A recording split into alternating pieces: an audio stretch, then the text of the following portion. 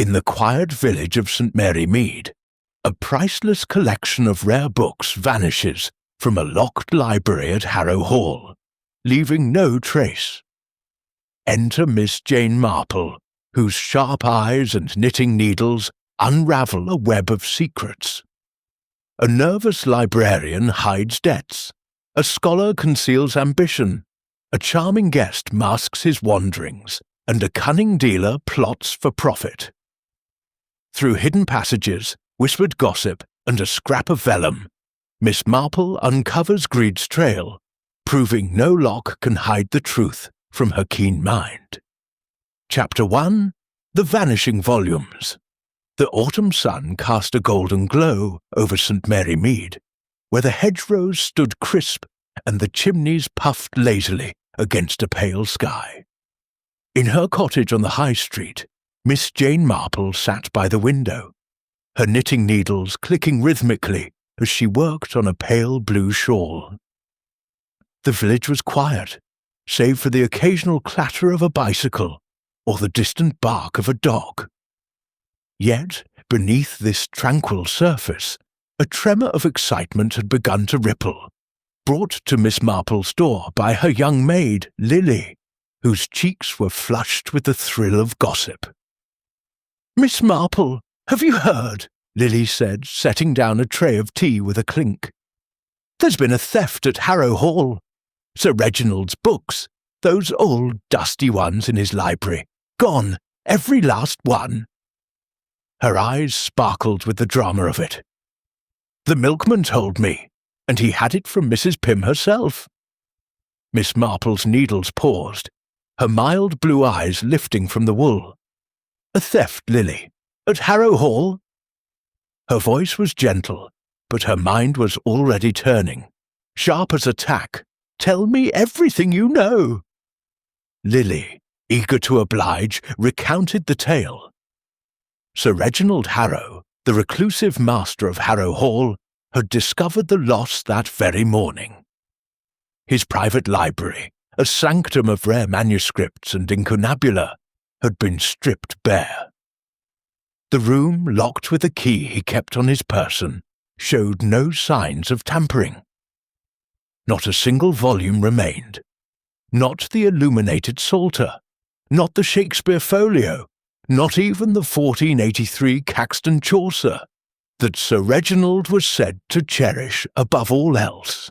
"It's like they vanished into thin air," Lily said, her voice dropping to a whisper.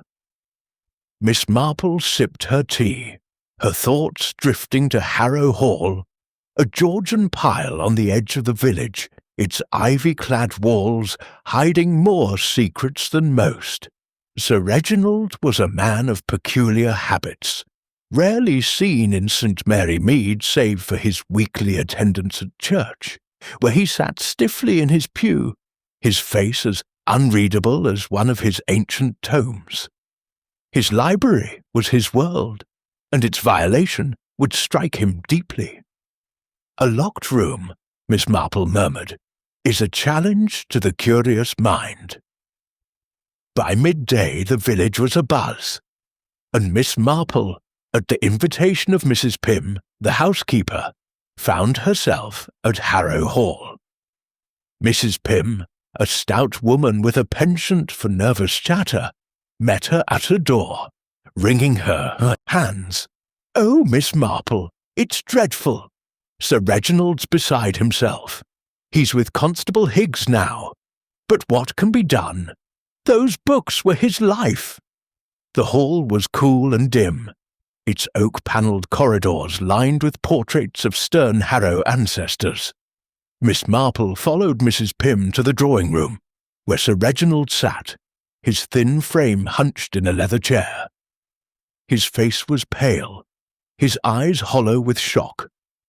Constable Higgs, a solid man with a methodical air, stood nearby, notebook in hand, looking faintly out of his depth. "Miss Marple," Sir Reginald said, his voice brittle, "you've a reputation for seeing things others miss.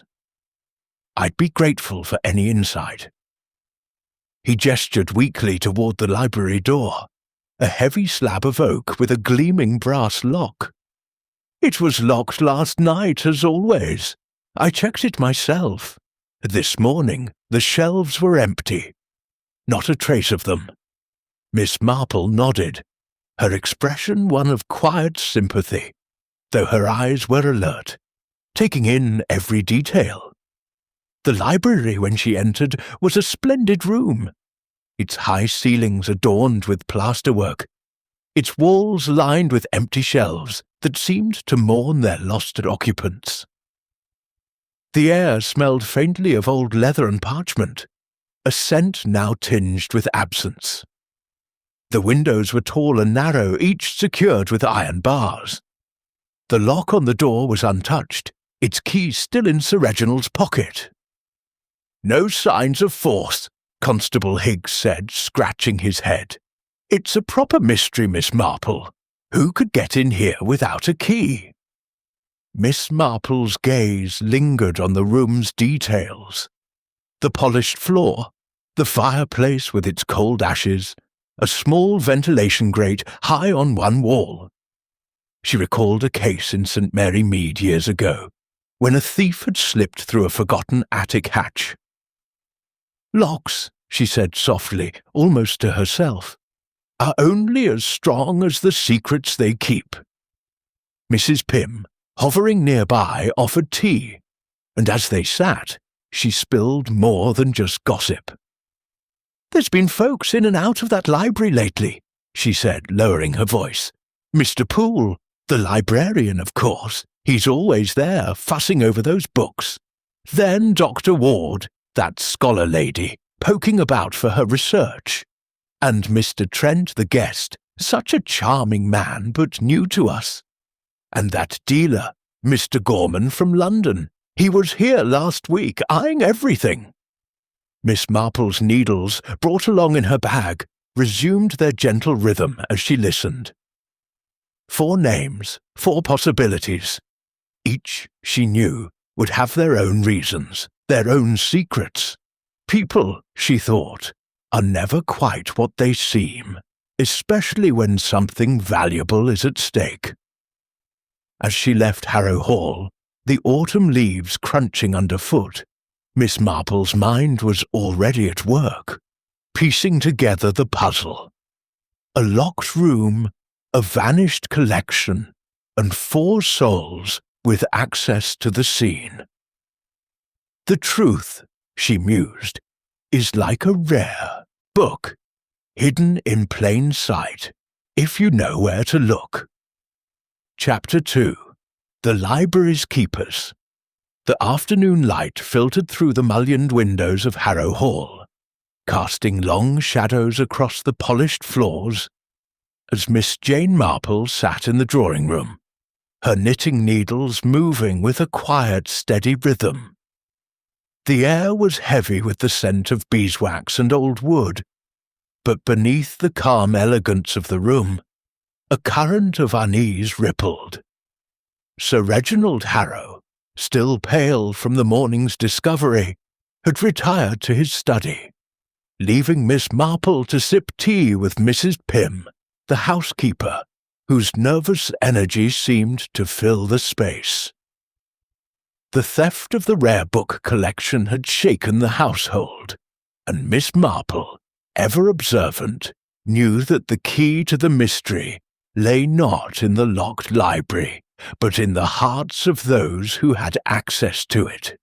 Mrs. Pym, her round face flushed, set down a plate of shortbread with a clatter. "It's a dreadful thing, Miss Marple," she said, her voice low but urgent. "Those books were Sir Reginald's pride and joy. He'd sit in that library for hours, turning pages so gently, like they were made of glass. And now, gone. I can't think who'd do such a thing." Her eyes darted toward the library door, as if expecting the culprit to emerge from its shadows. Miss Marple smiled faintly, her needles clicking. "People do surprising things, Mrs. Pym, when they want something badly enough. Tell me, who has been in and out of the library these past weeks?" I understand there are a few with regular access." Mrs. Pym leaned forward, her voice dropping to a conspiratorial whisper. "Well, there's Mr. Poole, of course. Clarence Poole, the librarian. He's been with Sir Reginald for years, cataloguing every book, dusting every shelf. A quiet sort, but fussy, always muttering about smudges on the bindings. Then there's Dr. Ward, the scholar lady from Oxford, here to study those old manuscripts. She's been in the library near every day, scribbling notes. And Mr. Trent, Sir Reginald's guest, a cousin of sorts, he says, though I don't know the family well enough to say for sure. He's been poking about, admiring the books. And last week there was Mr. Gorman, the book dealer from London, come to appraise the collection. A smooth talker, that one, with eyes that see more than they should." Miss Marple's needles paused, her mild blue eyes sharpening. 4 names, each with their own reasons to linger in the library, each with their own secrets. "A small circle," she murmured, "but small circles often hold the deepest mysteries. I should like to meet them, Mrs. Pym, if Sir Reginald permits. A little chat can reveal so much." Mrs. Pym nodded eagerly, bustling off to arrange things. And within the hour, Miss Marple found herself seated in the library itself, the empty shelves a silent rebuke to the room's former glory. The space was grand, with high ceilings and a massive stone fireplace, its hearth cold and grey. The barred windows let in slivers of light, and the single door, its brass lock gleaming, stood as a sentinel to the mystery. Miss Marple's gaze lingered on the ventilation grate high on the wall, a detail she had noted earlier. But for now, her focus was on the people. The first to arrive was Clarence Poole, the librarian. He was a slight man in his late 40s, with thinning hair and spectacles that slipped down his nose. His hands, stained faintly with ink, fidgeted as he stood before Miss Marple, his eyes darting to the empty shelves. "It's a tragedy, Miss Marple," he said, his voice quavering. "Those books, I knew everyone, every page. The Caxton Chaucer, the Shakespeare Folio, the illuminated Psalter, they were irreplaceable. I locked the library myself last night, I swear it, and the key was with me all night." Miss Marple's smile was kind, but her eyes were keen. "You must feel their loss keenly, Mr. Poole. You were in the village shop this morning, I understand, when the theft was discovered." Poole nodded vigorously, pushing his spectacles up. "Yes, I went to fetch some stationery for Sir Reginald. I was there from 9 until past, and Mrs. Carter, the shopkeeper, can vouch for me. When I returned, Sir Reginald was in a state, and the shelves—" His voice broke, and he looked away, his hands twisting together. Miss Marple noted the tremor in his fingers, the way his gaze avoided hers. She thought of a young man in St. Mary Mead, a churchwarden's son, who had trembled just so when questioned about missing collection funds. "Devotion to one's work," she said gently, "can sometimes lead to unexpected troubles, can it not?" Poole flushed, his mouth opening and closing like a fish. I don't know what you mean, miss. I'd never harm those books. Never." He excused himself hastily, muttering about checking the catalogue, though Miss Marple suspected he simply wished to escape her scrutiny. Next came Dr. Evelyn Ward, the scholar, a woman of perhaps 40, with a sharp jawline and hair pulled tightly into a bun. Her grey eyes were cool, her manner brisk as she settled into a chair opposite Miss Marple. "I understand you're assisting Sir Reginald," she said, her tone clipped. "I'm happy to help. but I'm afraid I know little of use. I was in my room all morning, working on my notes. The theft is unfortunate, but I had no part in it." Miss Marple's needles clicked softly.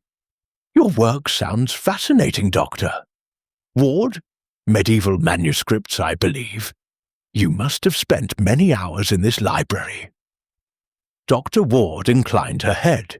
"Indeed, I've been studying the Caxton Chaucer, among others. It's a remarkable piece, one of the earliest printed books in England. My research focuses on its textual variants, but I had no need to steal it. I was granted full access by Sir Reginald."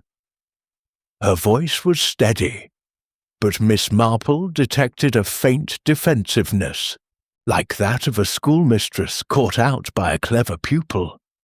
"And your room is nearby, I understand," Miss Marple said, her tone conversational. "Just through that wall, with the ventilation grate. It must be convenient being so close to your work." Dr. Ward's eyes flickered, but she recovered quickly. "Yes, it's practical. I hadn't thought of the grate. It's rather high up, isn't it? Hardly noticeable." She rose, smoothing her skirt. "If you'll excuse me, I have notes to organize." Miss Marple watched her go, her mind lingering on the grate. It was an old house, and old houses had their secrets, passages, loose panels, forgotten ways in and out. She recalled a case in St. Mary Mead, where a thief had used a dumbwaiter to smuggle silver. Convenience, she thought, can be a dangerous thing. The third to appear was Julian Trent, Sir Reginald's guest. He was a man in his early 30s, with dark hair and a smile that seemed to light the room.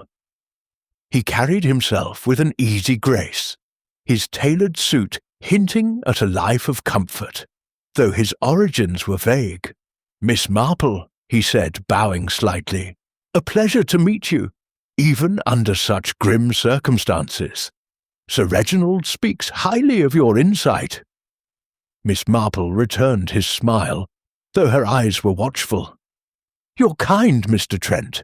I understand you're a relation of Sir Reginald's late wife." He laughed, a warm, disarming sound. "A distant cousin, yes. I've been visiting for a few days, enjoying the countryside." "Harrow Hall is a treasure, especially that library, or it was. I was out walking this morning when the theft was discovered. The grounds are splendid, you know. Miles of paths and hedges." Miss Marple nodded, her needle steady. "And no one saw you on this walk, I suppose?" "The grounds are rather secluded." Trent's smile faltered for a fraction of a second, but he recovered smoothly. "Alas, no witnesses to my ramble. But I assure you, I've no interest in old books beyond admiring them. I glanced at the Shakespeare folio the other evening, stunning, but not my sort of thing." He leaned forward, his eyes twinkling. "I'm more a man for a good novel than dusty tomes." Miss Marple chuckled, but her mind was sharp. Charm, she knew, was a tool, and Mr. Trent wielded it like a master. She thought of a young curate in St. Mary Mead, all smiles and flattery, who had spirited away a widow's savings. "Admiration," she said softly, "can sometimes lead to temptation." Trent excused himself with another bow, leaving Miss Marple to her thoughts. The final figure, Silas Gorman, the book dealer, was not present, having returned to London after his appraisal the previous week. Mrs. Pym, returning with fresh tea, had plenty to say about him. "He was here for hours, Miss Marple, poking about the library, asking all sorts of questions about the locks, the windows, even the staff. Said it was for his appraisal, but I didn't like his eyes. too sharp, like a fox. Miss Marple's needles slowed. A dealer in rare books would know their value, Mrs. Pym, and where to sell them, I imagine. Mrs. Pym nodded vigorously. That's what I thought. He offered Sir Reginald a tidy sum for the collection, but Sir Reginald wouldn't hear of it. Said those books were his legacy. Miss Marple sipped her tea, her mind turning over the four suspects. Clarence Poole, with his nervous hands and devotion to the books, might have been pressed by desperation. She had heard whispers of his gambling debts from the village postmistress. Dr. Ward, with her cool intellect and proximity to the library, knew the collection's worth and had access to that curious grate. Julian Trent, with his charm and unverified alibi, was a man who might hide much behind his smile. And Silas Gorman, with his calculating gaze and knowledge of the black market for rare books, had both motive and opportunity. She rose, tucking her knitting into her bag. "Thank you, Mrs. Pym. I think I shall take a turn about the house, if I may. Old houses have a way of speaking, if one listens." Mrs. Pym led her through the corridors, pointing out Dr. Ward's room, adjacent to the library, and the guest wing where Trent stayed. Miss Marple paused at the library door, her eyes on the lock. It was a sturdy thing, but locks, she knew, were only as secure as the hands that held their keys. She thought of the ventilation grate again, and of Gorman's questions about security. "A man who asks about locks," she murmured, "is often thinking of more than appraisals." As she stepped into the garden, the autumn air sharp against her cheeks, Miss Marple's mind was alive with possibilities. 4 people, 4 paths to the crime. Poole's trembling hands, Ward's cool reserve, Trent's easy charm, Gorman's sharp eyes. Each held a piece of the puzzle. The heart of a mystery, she thought, is not the crime itself, but the people who circle it, like moths to a flame. She returned to her cottage as dusk fell, the village settling into its evening quiet. Lily was waiting, eager for news, but Miss Marple only smiled. "Patience, Lily," she said. "The truth is, like a book, it takes time to read between the lines." But as she settled by her fire, her knitting resumed, Miss Marple knew the library's keepers held the key to the vanishing volumes, and she would find it page by page. Chapter 3. The Scholar's Alibi. The morning mist clung to the lawns of Harrow Hall, softening the edges of the old house as Miss Jane Marple made her way up the gravel drive. Her shawl was drawn close against the chill, and her knitting bag swung lightly at her side. But her eyes were as sharp as ever, scanning the windows and the weathered stone facade.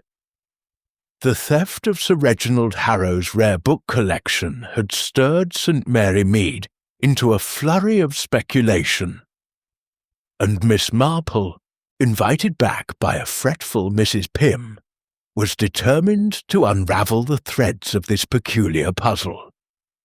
The library's locked door and barren shelves were a challenge, but it was the people, those who moved through Harrow Hall's quiet corridors, who held the answers.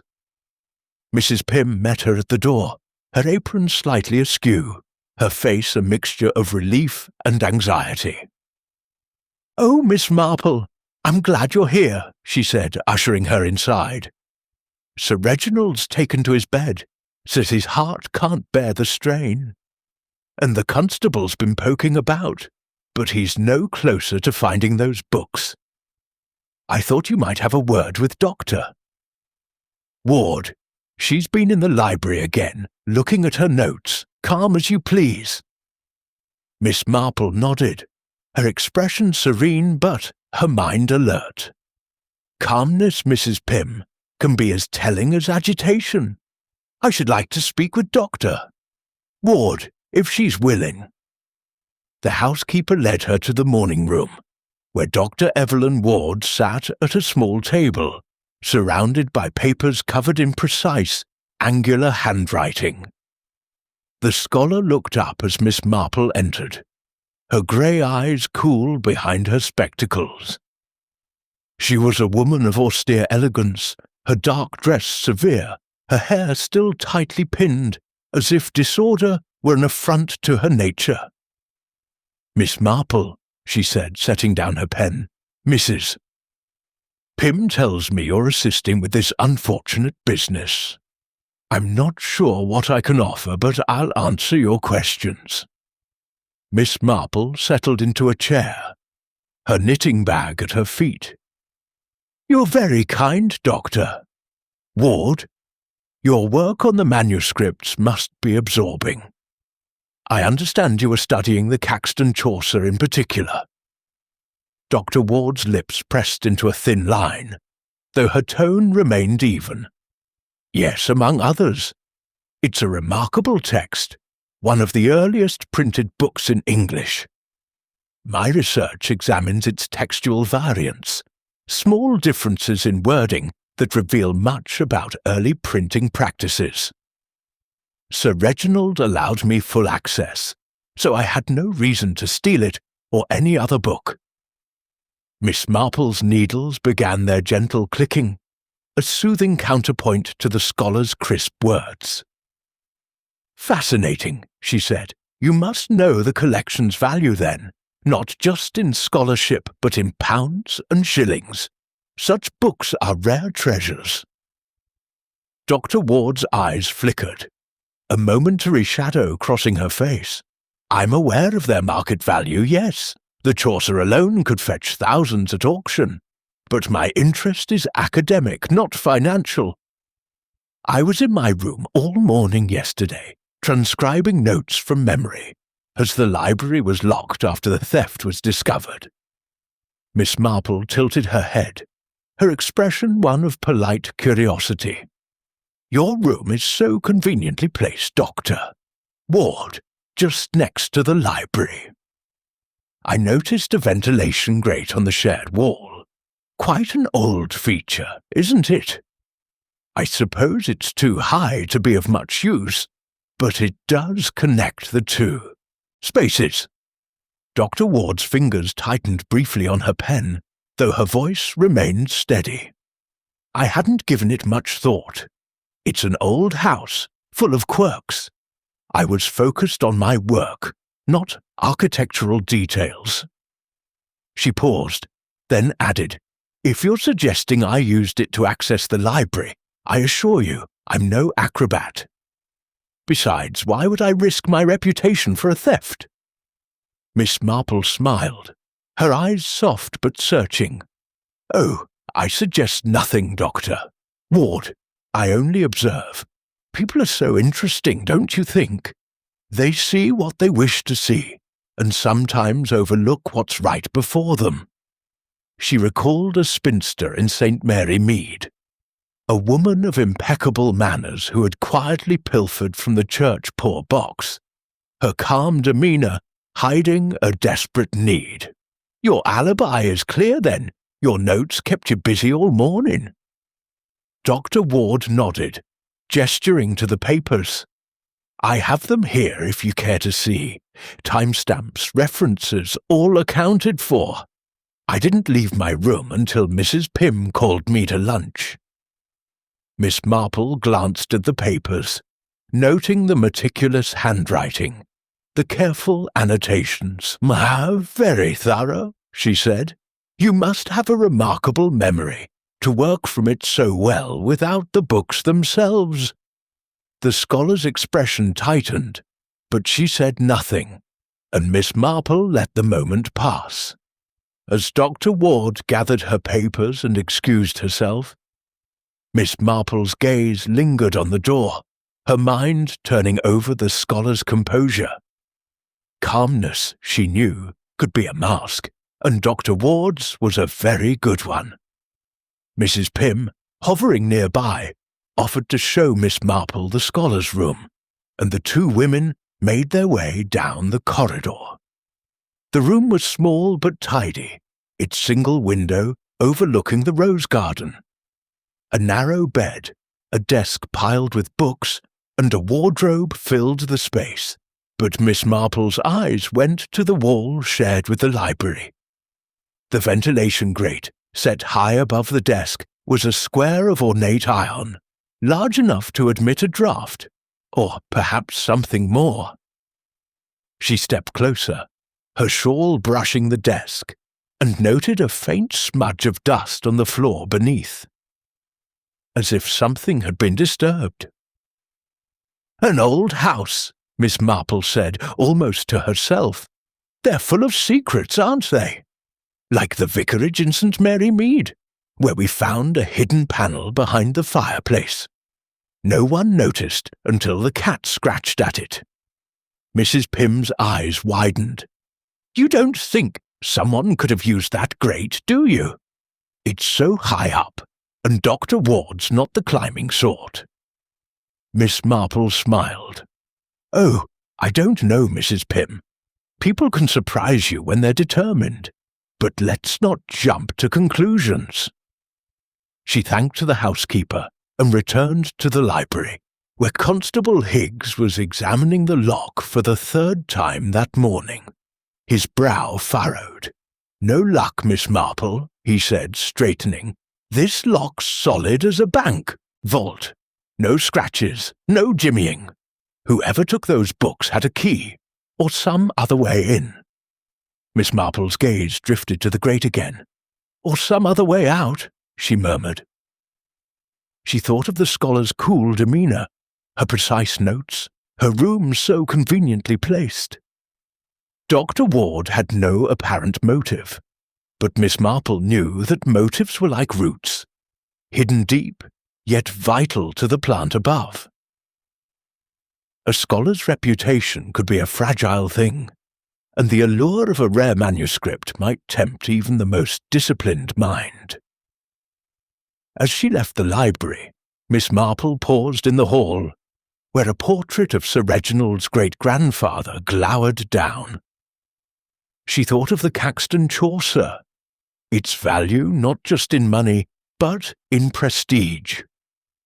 Dr. Ward's research could make her name in academic circles, or, if she were less scrupulous, in the shadowy world of rare book collectors. Knowledge, Miss Marple thought, is a powerful thing, but so is ambition. She made her way to the village, stopping at the post office to chat with Miss Hartnell, the postmistress, who was always a font of local knowledge. "That Dr. Ward," Miss Hartnell said, leaning over the counter. "She's a queer one, and keeps to herself. But I saw her posting a parcel last week. Heavy it was, and she was particular about it going express. Said it was books for her university, but who sends books so quick?" Miss Marple's eyes brightened, though her face remained placid. "How interesting," she said. "People do send the oddest things, don't they?" She thought of a case in St. Mary Mead, where a parcel of stolen jewels had been mailed to a fence in London, disguised as a gift. "And no one else has been sending parcels lately?" Miss Hartnell shook her head. "Not that I recall, except Mr. Poole's sister. But that's another story. She's always mailing things for him. Says he's too busy with his books." Miss Marple thanked her and stepped into the crisp air, her mind turning over the new piece of the puzzle. Dr. Ward's parcel, sent so urgently, might mean nothing or everything. As she walked back to her cottage, the village church bell tolling noon, she thought of the scholar's calm, her precise notes, her room next to the library. "An alibi," Miss Marple murmured, "is only as strong as the truth behind it." And with that, she settled by her fire, her knitting resumed, ready to unravel the next thread in the mystery of the vanishing volumes. Chapter 4. The Guest's Charm. The late afternoon sun bathed Harrow Hall in a warm amber glow, softening the stark lines of its Georgian facade as Miss Jane Marple approached the front door. Her sensible shoes crunched on the gravel, and her knitting bag hung comfortably at her side, a familiar companion in her quiet investigations. The village of St. Mary Mead was still abuzz with talk of the stolen rare book collection. And Miss Marple, invited once more by the anxious Mrs. Pym, felt the weight of the mystery settling around her like a familiar shawl. The locked library, the empty shelves, and the 4 souls with access to them were pieces of a puzzle that demanded her attention. And today, her focus turned to the charming guest, Mr. Julian Trent. Mrs. Pym greeted her with a flurry of nervous energy, her hands twisting in her apron. "Miss Marple, thank goodness you're here," she said, leading her into the hall. "Sir Reginald's still poorly, shut up in his study with his grief.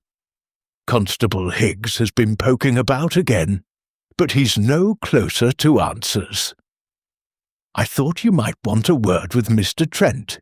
He's been ever so pleasant, but there's something about him, you know, that makes me wonder."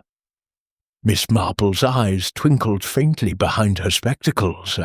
Charm, Mrs. Pym, can be a most deceptive quality.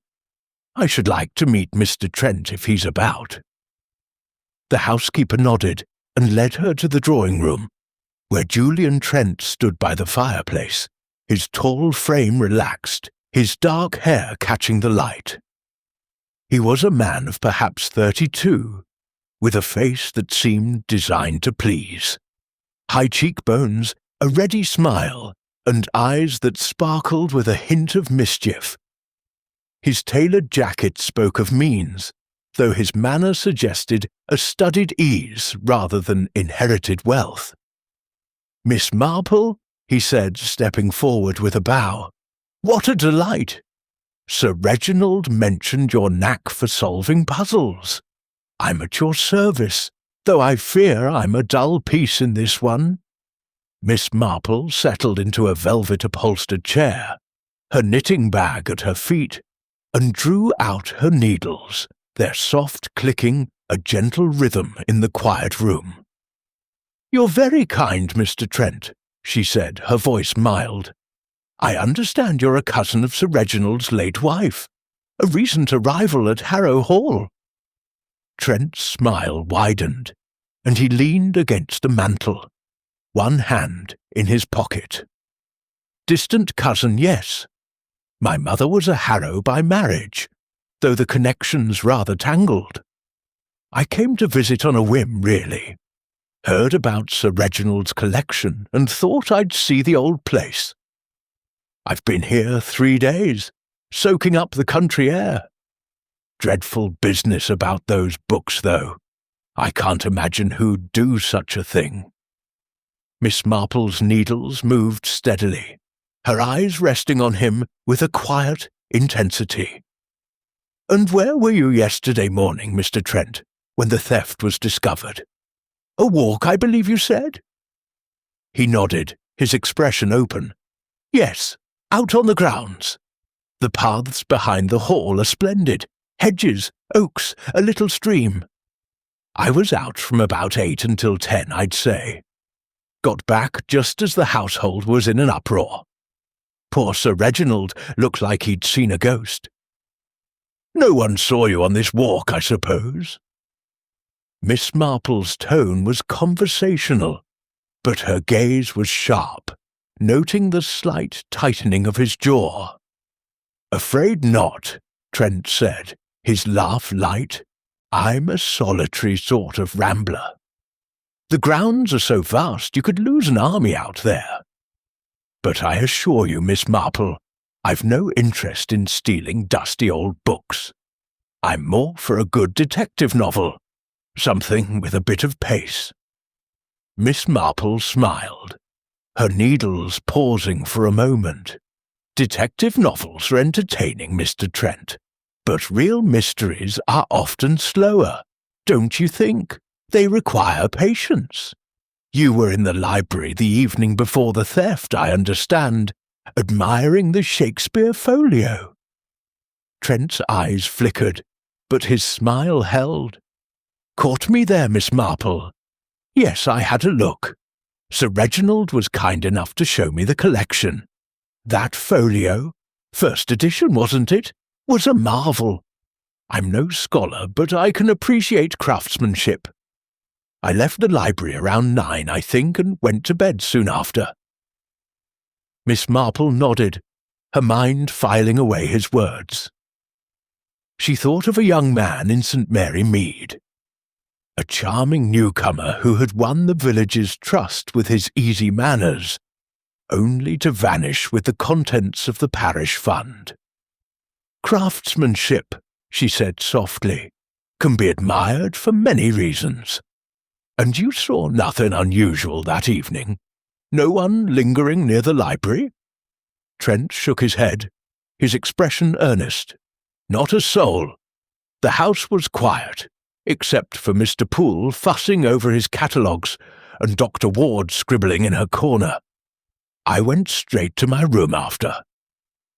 Miss Marple thanked him, her smile as gentle as ever, and he excused himself with another bow, promising to assist however he could. As he left, she noted the ease of his stride, the way he filled the room with his presence. Charm, she knew, was a currency, and Mr. Trent spent it freely. But currencies could be counterfeit, and she wondered what lay behind his polished exterior. Mrs. Pym, hovering near the door, bustled in with a fresh pot of tea. "What do you make of him, Miss Marple?" she asked, her voice low. "He's ever so polite, but I can't help thinking he's too good to be true. My cousin's boy was like that, always smiling until he ran off with the baker's cash box." Miss Marple sipped her tea, her eyes thoughtful. People like Mr. Trent, Mrs. Pym, are often the most interesting. They wear their charm like a cloak, but cloaks can hide many things. She recalled Trent's unverified walk, his interest in the Shakespeare folio, his vague connection to the Harrow family. A guest with no clear ties and no clear purpose was a puzzle in himself. She rose and asked to see the guest wing, where Trent's room was located. Mrs. Pym led her down a corridor lined with faded tapestries, to a spacious room with a view of the back gardens. The bed was neatly made, the wardrobe held a few well-cut suits, and a small desk bore a single novel, a modern thriller, not a rare book in sight. But Miss Marple's gaze fell on a pair of polished shoes by the door, their soles caked with fresh mud. As if recently worn. "The grounds are splendid," she murmured, echoing Trent's words. "But mud in autumn is hard to avoid, isn't it?" Mrs. Pym frowned. "He said he was walking yesterday, but those look fresh to me. The paths were dry this morning, with all of this sun." Miss Marple nodded, her mind turning over the detail. Muddy shoes, a solitary walk, a charming smile. Small things, but small things often told the largest stories.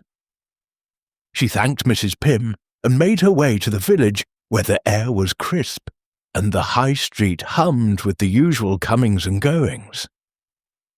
At the Red Lion, she paused to chat with Mr. Gibbs, the publican, who was polishing glasses with a practised hand. "That Mr. Trent," Mr. Gibbs said when she gently steered the conversation. "He was in here 2 nights ago, chatting with a fellow from London. Sharp-looking chap, city type, with a watch that cost more than my bar. They were thick as thieves, laughing over their pints. Didn't catch the man's name, but he had a way about him, like he knew more than he let on." Miss Marple's eyes brightened, though her face remained placid. How interesting, she said. People do meet the most curious friends in a village pub. She thought of Silas Gorman, the book dealer, with his polished manners and calculating eyes. Could Trent's city type be Gorman or an associate? The possibility hung in her mind like a thread waiting to be pulled. As she walked back to her cottage, the church bell tolling 5, Miss Marple's thoughts were a tapestry of impressions. Julian Trent's charm was undeniable, but charm was a tool, and tools could be wielded for many purposes. His walk, his interest in the folio, his muddy shoes, his meeting at the Red Lion, all were pieces of a larger picture. A guest, she murmured, is only as welcome as his intentions. Settling by her fire, her knitting resumed. She knew that Mr. Trent's charm was a chapter in the mystery, but not the whole story. The truth, as always, lay in the details, and she would find it one stitch at a time. Chapter 5. The Librarian's Secret. The morning air in St. Mary Mead carried a sharp bite, with frost dusting the hedgerows, and the scent of wood smoke drifting from cottage chimneys. Miss Jane Marple, wrapped in her warmest shawl, made her way to Harrow Hall, her knitting bag swinging lightly at her side. The theft of Sir Reginald Harrow's rare book collection had settled over the village like a persistent fog, and Miss Marple, with her quiet persistence, was determined to pierce it. The locked library, the vanished manuscripts, and the 4 individuals with access to them formed a knot she was slowly unravelling. Today, her attention turned to Clarence Poole, the librarian, whose nervous demeanour had caught her eye from the start. Mrs. Pym greeted her at the door, her face etched with worry. "Miss Marple, it's good of you to come again," she said, her voice hushed as she led the way into the hall. "Sir Reginald's still shut up in his study, won't speak to anyone. Constable Higgs was here earlier, but he's off chasing rumours in the village. I thought you might want to see Mr. Poole. He's been in the library all morning, staring at those empty shelves like they might talk back." Miss Marple's lips curved in a faint smile. "Empty shelves can be very eloquent, Mrs. Pym, if one knows how to listen. I'd like a word with Mr. Poole, if he's not too busy."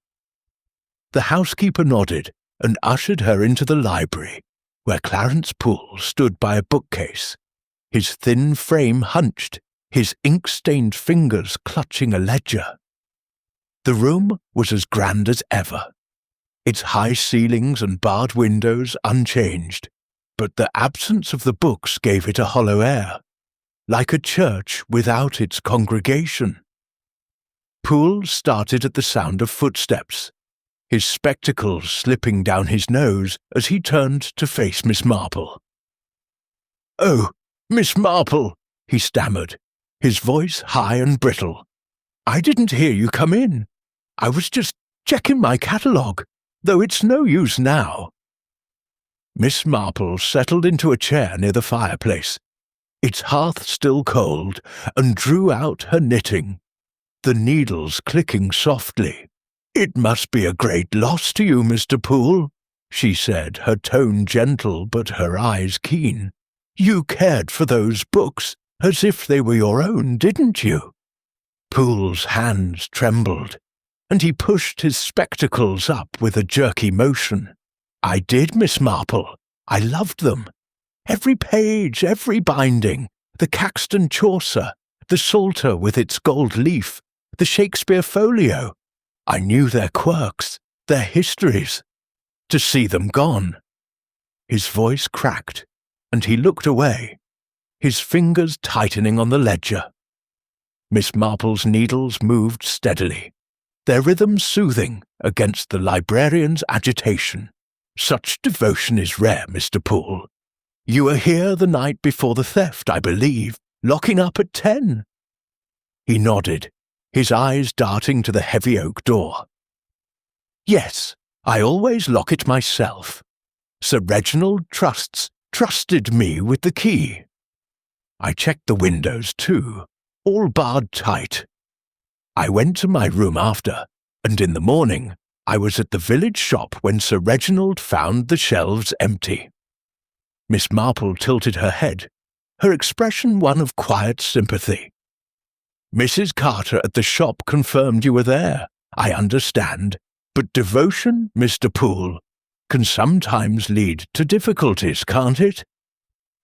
I've heard whispers, nothing certain, mind you, that you've had troubles. Debts, perhaps?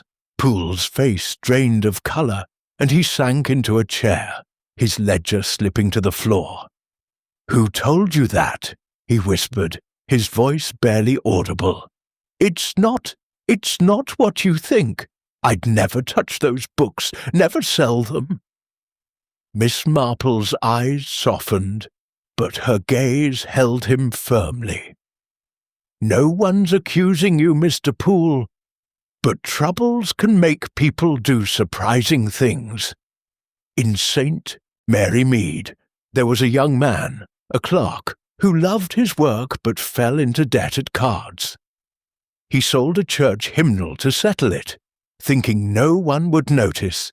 He meant no harm, but harm was done. Poole's hands shook violently now, and he buried his face in them. It's true, he mumbled, his voice muffled. I owe money, gambling a foolish habit. The bookmakers in Danbury, they've been pressing me. But I swear, Miss Marple, I didn't take the books. I couldn't. They were my life's work.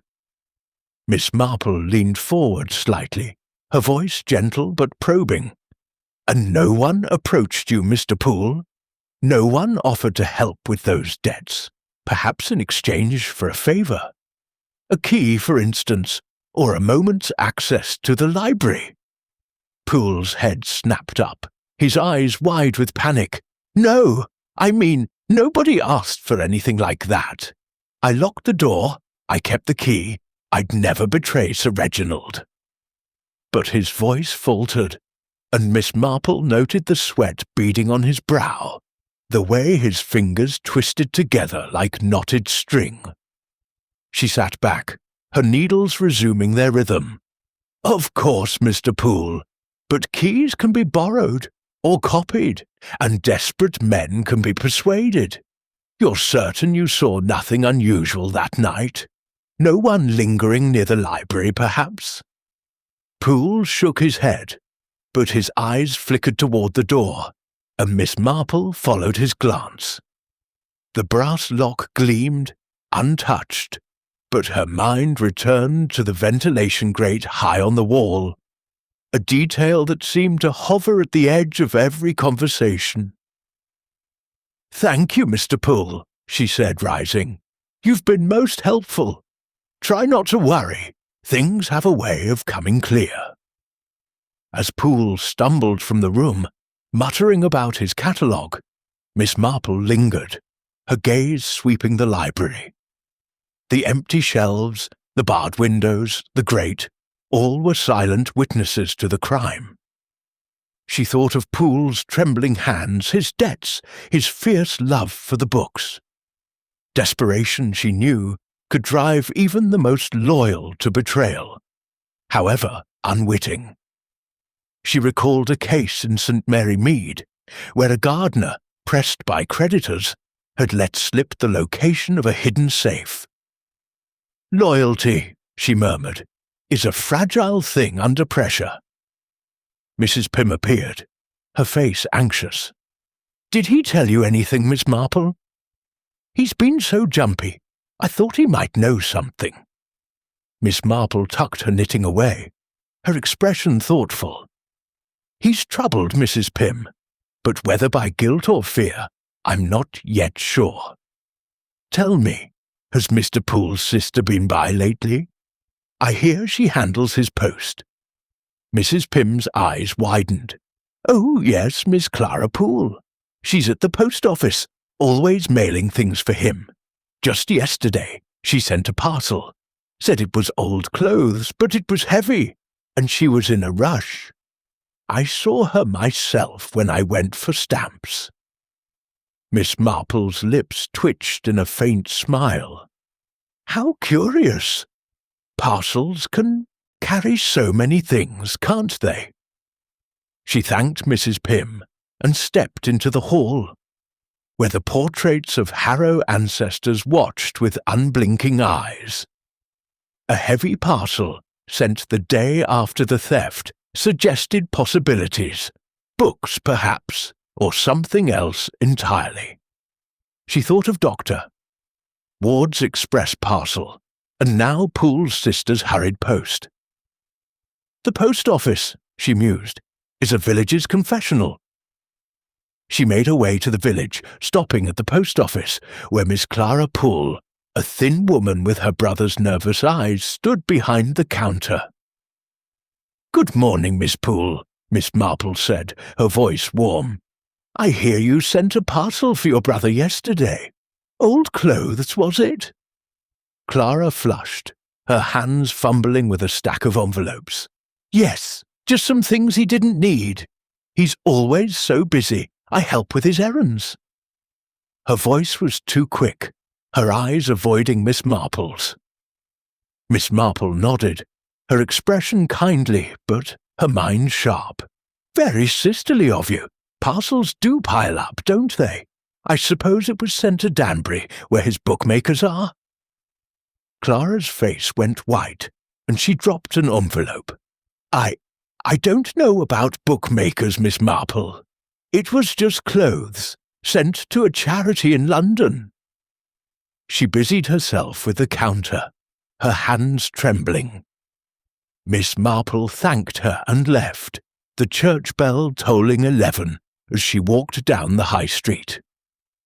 Clara's panic, Poole's debts, the heavy parcel, all pointed to a secret.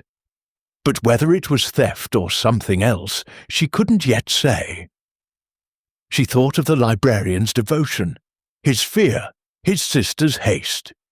"Secrets," she murmured, "are like books. They're only hidden until someone opens the cover."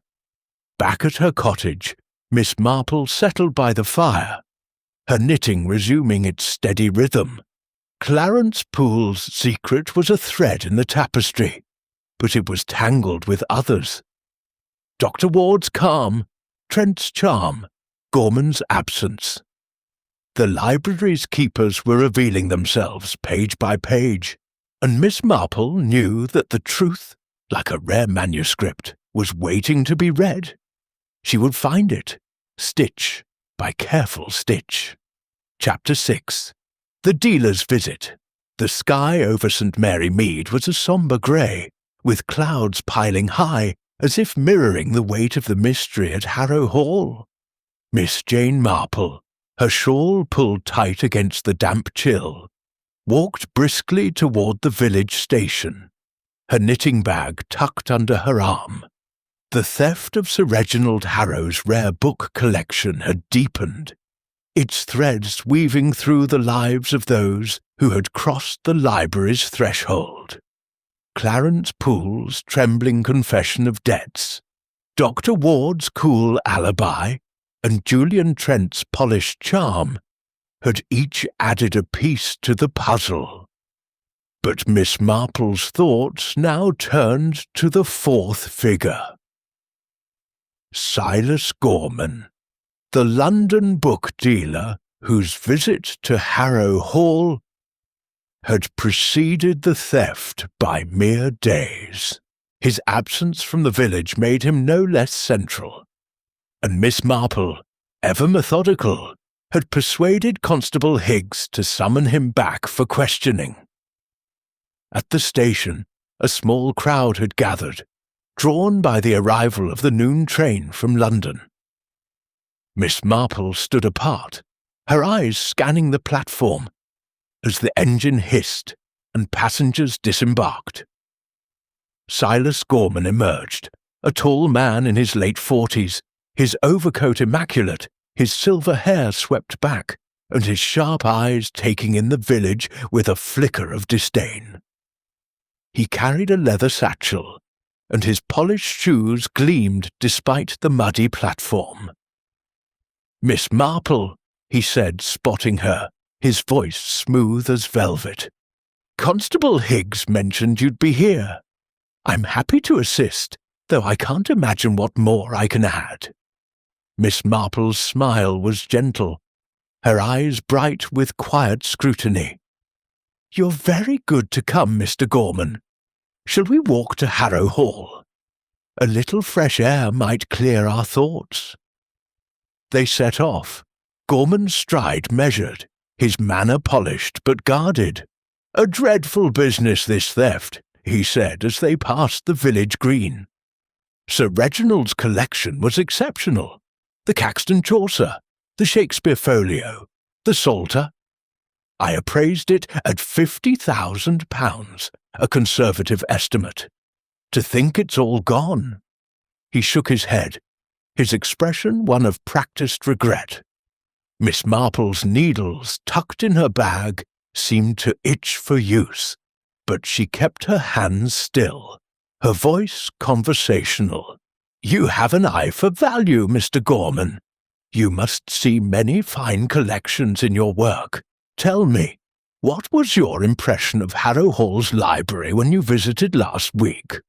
Gorman's lips curved in a faint smile. A bibliophile's dream. The books were in pristine condition, meticulously cared for. Mr. Poole's doing, I presume. The library itself was secure, or so it seemed. Locked door, barred windows, no obvious weaknesses. I spent several hours cataloguing the collection, with Sir Reginald's permission, of course. Miss Marple nodded, her gaze drifting to the hedgerows as they neared Harrow Hall. "Mrs. Pym mentioned you were quite thorough, asking about the locks, the windows, even the staff. A careful appraisal, I'm sure." Gorman's smile tightened, but his voice remained smooth. "One must be thorough, Miss Marple. Rare books are a delicate business. Security matters as much as condition. I wanted to ensure Sir Reginald understood the risks of such a valuable collection." They reached the hall, where Mrs. Pym greeted them with her usual flurry, her eyes darting to Gorman with a mix of curiosity and suspicion. "Constable Higgs is in the drawing-room, Mr. Gorman," she said, leading them inside. The room was warm, its fire crackling, and Higgs stood by the mantel, his notebook open, his face a study in dogged determination. "Mr. Gorman," Higgs began, "we're grateful you've come. You were here last week, appraising the books. Can you tell us where you were yesterday morning, when the theft was discovered?" Gorman settled into a chair, his satchel at his feet, his posture relaxed, but his eyes alert. "In London, at my shop in Mayfair. I had breakfast with a client, Mr. Baxter, at 8, then returned to my office to catalogue a new acquisition. A 17th-century herbal, nothing like Sir Reginald's treasures. My assistant can confirm my presence." Miss Marple, seated near the window, drew out her knitting, the needles clicking softly. "A busy life, Mr. Gorman. Your client, Mr. Baxter, did you dine with him later that evening as well?" Gorman's eyes narrowed slightly, but he answered smoothly, "No, just breakfast. I spent the evening alone, reviewing accounts. Why do you ask?" Miss Marple's needles paused, her expression mild. "Oh, no reason. Only that evening plans can be so telling. In St. Mary Mead, we had a gentleman who claimed to be dining in London, but he was seen at the Red Lion with a rather dubious friend. People do move about, don't they?" Higgs frowned, scribbling in his notebook, but Gorman's smile returned, a touch cooler. "I assure you, Miss Marple, my movements are quite mundane. I had no reason to steal those books. I offered to buy them fairly, but Sir Reginald refused. Miss Marple's eyes met his, her gaze steady, and a fair offer it was, I'm sure. But a dealer in your position must know where such books could be sold discreetly, perhaps to collectors who ask few questions. Gorman's fingers tightened on his satchel, but his voice remained even. The rare book market is small, Miss Marple. Discreet sales are possible, but risky. I deal in legitimate transactions. My reputation depends on it. Miss Marple nodded, her needles resuming their rhythm. Of course, Mr. Gorman. Reputations are delicate things, aren't they? Like the books themselves, so easily damaged if mishandled. Higgs cleared his throat, glancing at Miss Marple with a mix of admiration and confusion. Right then, Mr. Gorman, you didn't notice anything odd during your visit? No one hanging about the library? No weaknesses in the security you didn't mention? Gorman shook his head. Nothing out of the ordinary. Mr. Poole was there, fussing over his catalogues. Dr. Ward was at her desk scribbling. Mr. Trent popped in briefly, admiring the folio. The library was locked when I left, and I returned to London that evening. Miss Marple's needles slowed, her mind catching on his words. Mr. Trent was there, you say? Just admiring? Or did he seem particularly interested? Gorman shrugged, his eyes flickering. He seemed curious, but I didn't stay to chat. He was asking Sir Reginald about the folio's history, nothing unusual for a guest. Miss Marple thanked him, and Gorman was dismissed, his satchel in hand, his departure as smooth as his arrival. As he left, Mrs. Pym hovered near the door, her voice low. He's too polished, Miss Marple, like that salesman who came through the village last year, selling fake silver. I didn't trust his questions about the locks, too nosy by half. Miss Marple's lips twitched in a faint smile. A dealer's curiosity can be professional, Mrs. Pym, or it can be something else entirely. Tell me, did Mr. Gorman have access to the library alone during his visit? Mrs. Pym frowned, thinking. Not alone, no. Mr. Poole was always there, or Sir Reginald, but he did linger, measuring shelves, checking windows. Said it was for his report, but it felt off. Miss Marple nodded, her mind turning over Gorman's sharp eyes, his questions about security, his convenient alibi. She thought of a case in St. Mary Mead, where a jeweller's assistant had appraised a collection, only to return under cover of night to steal it. A dealer, she murmured, knows not just value, but opportunity. She asked to see the library again, and Mrs. Pym led her there, the empty shelves stark in the grey light. Miss Marple's gaze settled on the ventilation grate, high on the wall, its ironwork intricate but loose. She recalled Gorman's thoroughness, his interest in the room's defences. A man like him, she thought, would notice such a detail, perhaps test its possibilities. Old houses, she said softly, have so many ways in and out, don't they? Mrs. Pym shivered. You think he used that grate, Miss Marple? It's so high, and he's not a young man. Miss Marple's eyes twinkled. Oh, I don't know, Mrs. Pym. A determined man can be nimble, especially with a fortune at stake. She thanked the housekeeper and stepped into the village, where the air was heavy with the promise of rain. At the Red Lion she paused to chat with Mr. Gibbs, the publican, whose memory of Trent's meeting with a city type lingered in her mind. Mr. Gorman, she said casually, the book dealer, has he been in here lately? Mr. Gibbs scratched his chin. Not that I recall, Miss Marple, but that fellow with Mr. Trent the other night had a look like him, sharp, city-bred. Didn't stay long, but they were deep in talk, heads close together. Miss Marple's heart quickened, though her face remained placid. How interesting. People do find the strangest places to meet. She thanked him and walked home, the first raindrops pattering on her umbrella. Gorman's alibi, his questions, his possible connection to Trent, all were threads in a tightening web. A dealer's visit, she murmured, is never just a visit. Settling by her fire, her knitting resumed. Miss Marple knew the mystery was deepening, but the truth was closer, hidden in the pages of human nature. Chapter 7.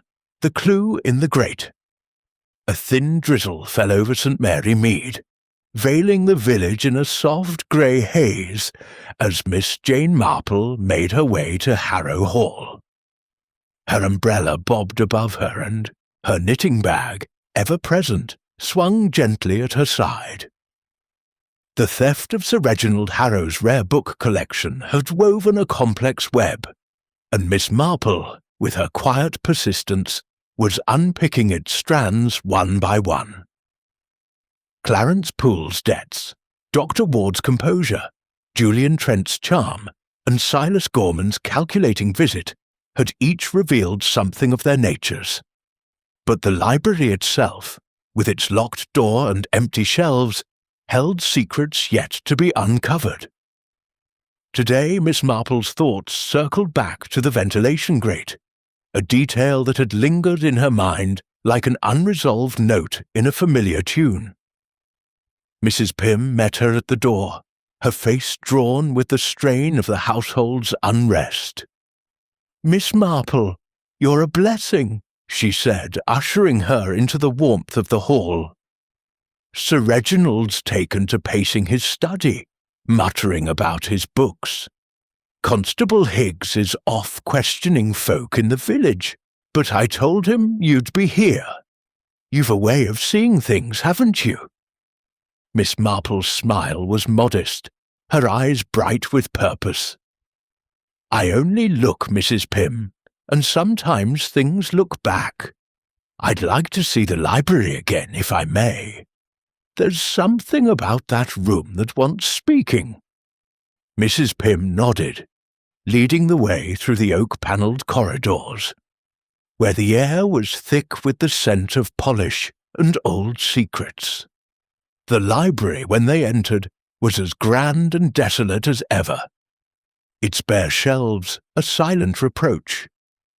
The tall windows, barred with iron, admitted a muted light, and the heavy oak door stood firm, its brass lock gleaming. Miss Marple's gaze, however, went straight to the ventilation grate, high on the wall shared with Dr. Ward's room. Its ironwork was ornate, a relic of the house's Georgian origins, but it was large enough to suggest possibilities. A passage for air, perhaps, or for something more. She approached the wall, her steps light, and stood beneath the grate, craning her neck to study it. "An old house like this," she said softly, "has so many quirks, doesn't it? In St. Mary Mead, we had a manor with a chimney wide enough to hide a thief. He slipped in and out for weeks before anyone noticed." Mrs. Pym's eyes widened, her hands twisting in her apron. "You think someone used that grate, Miss Marple? It's so high up, and those books, some were heavy. Could someone really get through there?" Miss Marple's lips twitched in a faint smile. "Determination, Mrs. Pym, makes many things possible. Might we have a ladder? I'd like a closer look." Mrs. Pym bustled off, returning with a young footman, Tom, who carried a sturdy wooden ladder. He positioned it beneath the grate, his face curious but respectful. "Careful, miss," he said, holding it steady as Miss Marple, with surprising agility for her years, climbed a few rungs to peer at the grate. Her fingers brushed the iron, finding it loose, its screws rusted but not entirely secure. Deek gave it a gentle push, and it shifted slightly, revealing a narrow space behind. "Well now," she murmured, her eyes gleaming. "This is more than a drafty old vent, isn't it?" She climbed down, her shawl slipping slightly, and turned to Tom. "Would you be so kind as to remove the grate, Tom? I think it has something to tell us." Tom, with a glance at Mrs. Pym, fetched a screwdriver and clambered up. The grate came away with a faint creak, revealing a rectangular opening, perhaps 2 feet square, leading into a dark, dusty passage. Miss Marple's heart quickened, though her face remained serene. "A house like this," she said, "always has its secrets. Might we see where this leads?" Tom, eager to assist, fetched a lantern and, with Mrs. Pym's reluctant permission, squeezed into the passage, his boots scuffing against the stone. His voice echoed back, muffled but clear. "It's tight, miss, but it goes along the wall, then down to a storeroom, unlocked window at the end." Miss Marple nodded, her mind racing. "Thank you, Tom. That's most helpful." She turned to Mrs. Pym, whose mouth was agape. "A passage, Mrs. Pym, just as I thought. Not a locked room at all, but a room with a back door." Mrs. Pym clutched her apron, her voice trembling. "You mean someone crawled through there with all those books? But who? Dr. Ward's room is next door. She'd have heard something, wouldn't she?" Miss Marple's eyes twinkled. "One would think so, unless she was elsewhere, or chose not to hear. Tell me, was the storeroom used much? Anyone could have accessed it?" Mrs. Pym shook her head. "It's just old furniture and boxes, hardly touched. The window's small, but it's not locked. Never thought it needed to be, so far from the main house." Miss Marple thanked her and asked to see the storeroom. They made their way through a side corridor, down a narrow stair to a cluttered room filled with dusty crates and faded curtains. The window, set low in the wall, was unlatched, its frame worn but wide enough for a man to slip through, or for books to be passed out. Miss Marple's gaze fell on the floor, where faint scuff marks marred the dust, as if something had been dragged recently. "A busy little room," she murmured, "for one so forgotten." She thought of Silas Gorman, his sharp eyes noting every detail during his appraisal, his questions about the library's security. A man like him, she reasoned, would spot a loose grate, a hidden passage, and see opportunity where others saw only architecture. But Dr. Ward, with her room so near, could not be dismissed. Her calm was too studied, her alibi too neat. And Trent, with his muddy shoes and vague walk, might have wandered closer to this storeroom than he admitted. Even Poole, desperate and indebted, could have been persuaded to look the other way. Miss Marple returned to the library, her mind a whirl of possibilities. She asked Mrs. Pym to fetch Sir Reginald, who appeared, his face haggard, but his eyes hopeful. "Miss Marple," he said, his voice thin, "have you found something?" She gestured to the grate, now back in place, but tellingly loose. "A clue, Sir Reginald. This passage leads to a storeroom with an unlocked window. Your books, I suspect, left through there, not the door." Sir Reginald's eyes widened, his hand clutching his cane. "A passage? But who knew of it? Poole? Dr. Ward? That dealer, Gorman?" Miss Marple's smile was gentle but firm. "Someone did, Sir Reginald. Old houses are full of secrets, but people are fuller still. We'll find your books, never fear."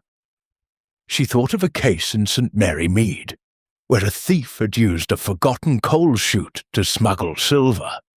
unnoticed until a housemaid spotted dust on a rug. "Clues," she murmured, "are like dust. They settle where you least expect."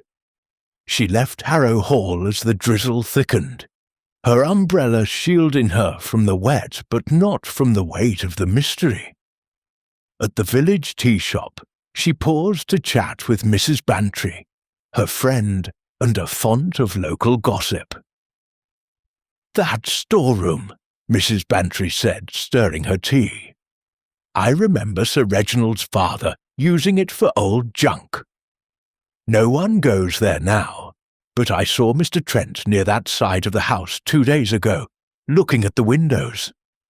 Said he was admiring the roses, but it's autumn, hardly a bloom left." Miss Marple's eyes brightened, though her face remained placid. "How curious. People do wander, don't they?" She thought of Trent's charm, Gorman's questions, Ward's proximity, Poole's desperation. The grate was a clue, but the hands that used it were human, driven by motives she was only beginning to glimpse. As she walked home, the church bell tolling 3, Miss Marple's mind wove the threads together. The passage was a way out, but the theft was a matter of intent. "A clue in the grate," she murmured, "is only as good as the mind behind it."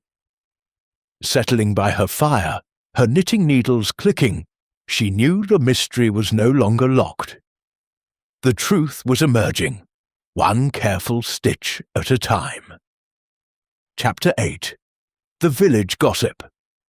The rain had softened to a fine mist. By the time Miss Jane Marple stepped onto the high street of St. Mary Mead, her umbrella tilted against the damp, and her knitting bag nestled under her arm. The village was hushed, its cottages glowing with lamplight as evening approached, but beneath the calm lay a current of whispers about the theft at Harrow Hall. The discovery of the hidden passage behind the library's ventilation grate had shifted the puzzle, and Miss Marple, with her quiet tenacity, felt the threads of the mystery drawing tighter. Clarence Poole's debts, Dr. Ward's proximity, Julian Trent's muddy shoes, and Silas Gorman's sharp-eyed appraisal each pointed to possibilities. But the village itself, with its keen-eyed gossips, held clues of its own. Today Miss Marple sought the wisdom of St. Mary Mead's most reliable oracle, Mrs. Dolly Bantry. At the tea shop, a cosy haven of chintz and scones, Mrs. Bantry was ensconced at her usual table, her robust figure wrapped in a tweed coat, her eyes alight with the thrill of scandal. "Jane," she exclaimed, waving Miss Marple over, "I've been hoping you'd come. The whole village is talking about Harrow Hall, those books vanishing like ghosts. Have you found anything yet?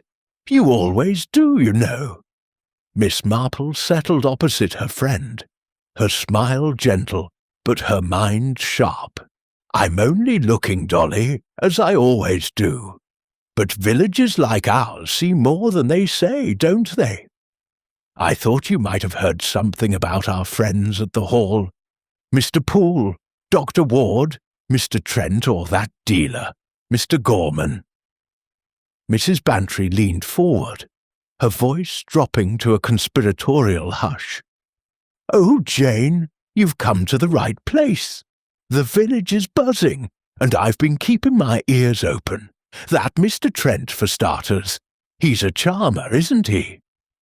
But I saw him at the Red Lion 3 nights ago, deep in talk with a man who looked like he belonged in a London club. Sharp suit, flashy watch, not our sort at all.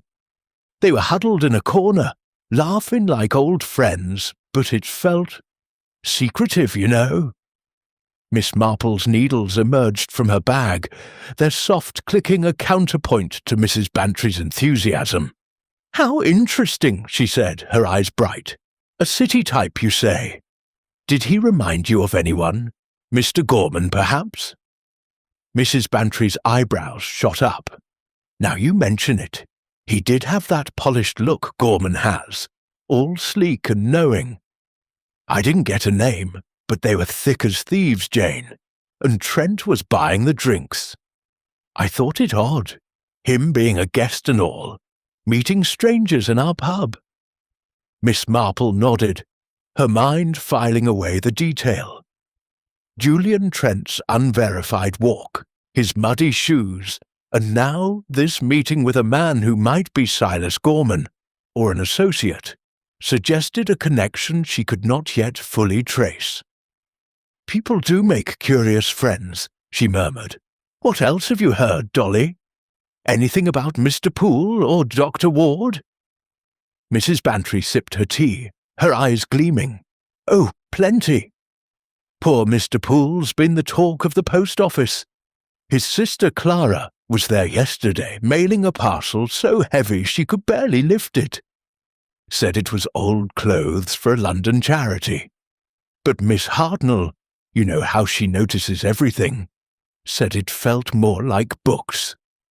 Clara was in a right state, all flustered, paid for express delivery and practically ran out." Miss Marple's needles paused, her gaze sharpening. "A heavy parcel, sent the day after the theft. That's most curious, Dolly. Clara's very loyal to her brother, isn't she?" Mrs. Bantry nodded vigorously. "Oh, yes. She's always running errands for him, covering his tracks, you might say. Everyone knows he's in debt. Those bookmakers in Danbury have been after him for months. My maid heard it from the milkman, who got it from the butcher's boy. Poole's been borrowing from half the village, promising to pay when he comes into money." Miss Marple's lips twitched in a faint smile.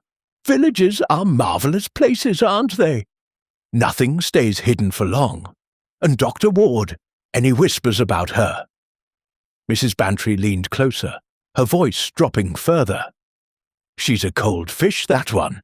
Keeps to herself. But Miss Hartnell saw her at the post office last week, sending a parcel of her own, express like Clara's. Said it was research papers, but it was wrapped tight, and she was particular about the address. Miss Hartnell thought it odd for a scholar to be so secretive. And then there's her room, right next to that library. People are saying she must have heard something, living so close." Miss Marple's eyes gleamed, though her face remained placid. "The ventilation grate, Dolly. Did anyone mention it? Old houses have such odd features." Mrs. Bantry shook her head. "Not a word, but you're onto something, aren't you? That grate's in her wall, isn't it? Do you think she climbed through it, Jane? She's so prim, I can't imagine her crawling about like a cat burglar." Miss Marple chuckled softly. "Oh, I don't know, Dolly. People can be surprising when there's something they want. But let's not leap to conclusions." She thought of the passage behind the grate, leading to the storeroom with its unlocked window. Dr. Ward's proximity, her express parcel, her calm demeanour, all suggested a mind that planned carefully. Yet Poole's debts and Clara's parcel, Trent's meeting at the Red Lion, and Gorman's interest in the library's security were equally compelling threads. She sipped her tea, her mind weaving the gossip into the larger tapestry. "And Mr. Gorman," she said, "has he been seen in the village since his appraisal?" Mrs. Bantry frowned, thinking. "Not that I've heard. But the station master mentioned a man like him getting off the late train 2 nights ago, just for an hour, then back to London. Didn't stop at the hall, as far as anyone knows. Odd, don't you think, for a dealer to come and go so quick?" Miss Marple's heart quickened, though her expression stayed serene. "Very odd, Dolly. A man like Mr. Gorman doesn't travel for nothing. She recalled his polished manners, his questions about the locks, his possible connection to Trent's city type. A late-night visit, unnoticed by the hall, could mean many things: a rendezvous, a delivery, or a theft. She thanked Mrs. Bantry and stepped into the misty street, the church bell tolling 6 as the village settled into evening. At the post office, she paused to speak with Miss Hartnell, whose sharp eyes missed little. "Those parcels," Miss Marple said, her voice mild, "the ones sent by Miss Poole and Dr. Ward? Do you recall where they were addressed?" Miss Hartnell sniffed, her lips pursing. "Clara's was to a London address. Some charity, she said, but I didn't catch the name. Dr. Ward's went to an Oxford college, or so she claimed. Both were heavy, and both paid for express. I thought it peculiar, with all this talk of stolen books." Miss Marple nodded, her mind racing. "Peculiar indeed. People do send the strangest things, don't they?"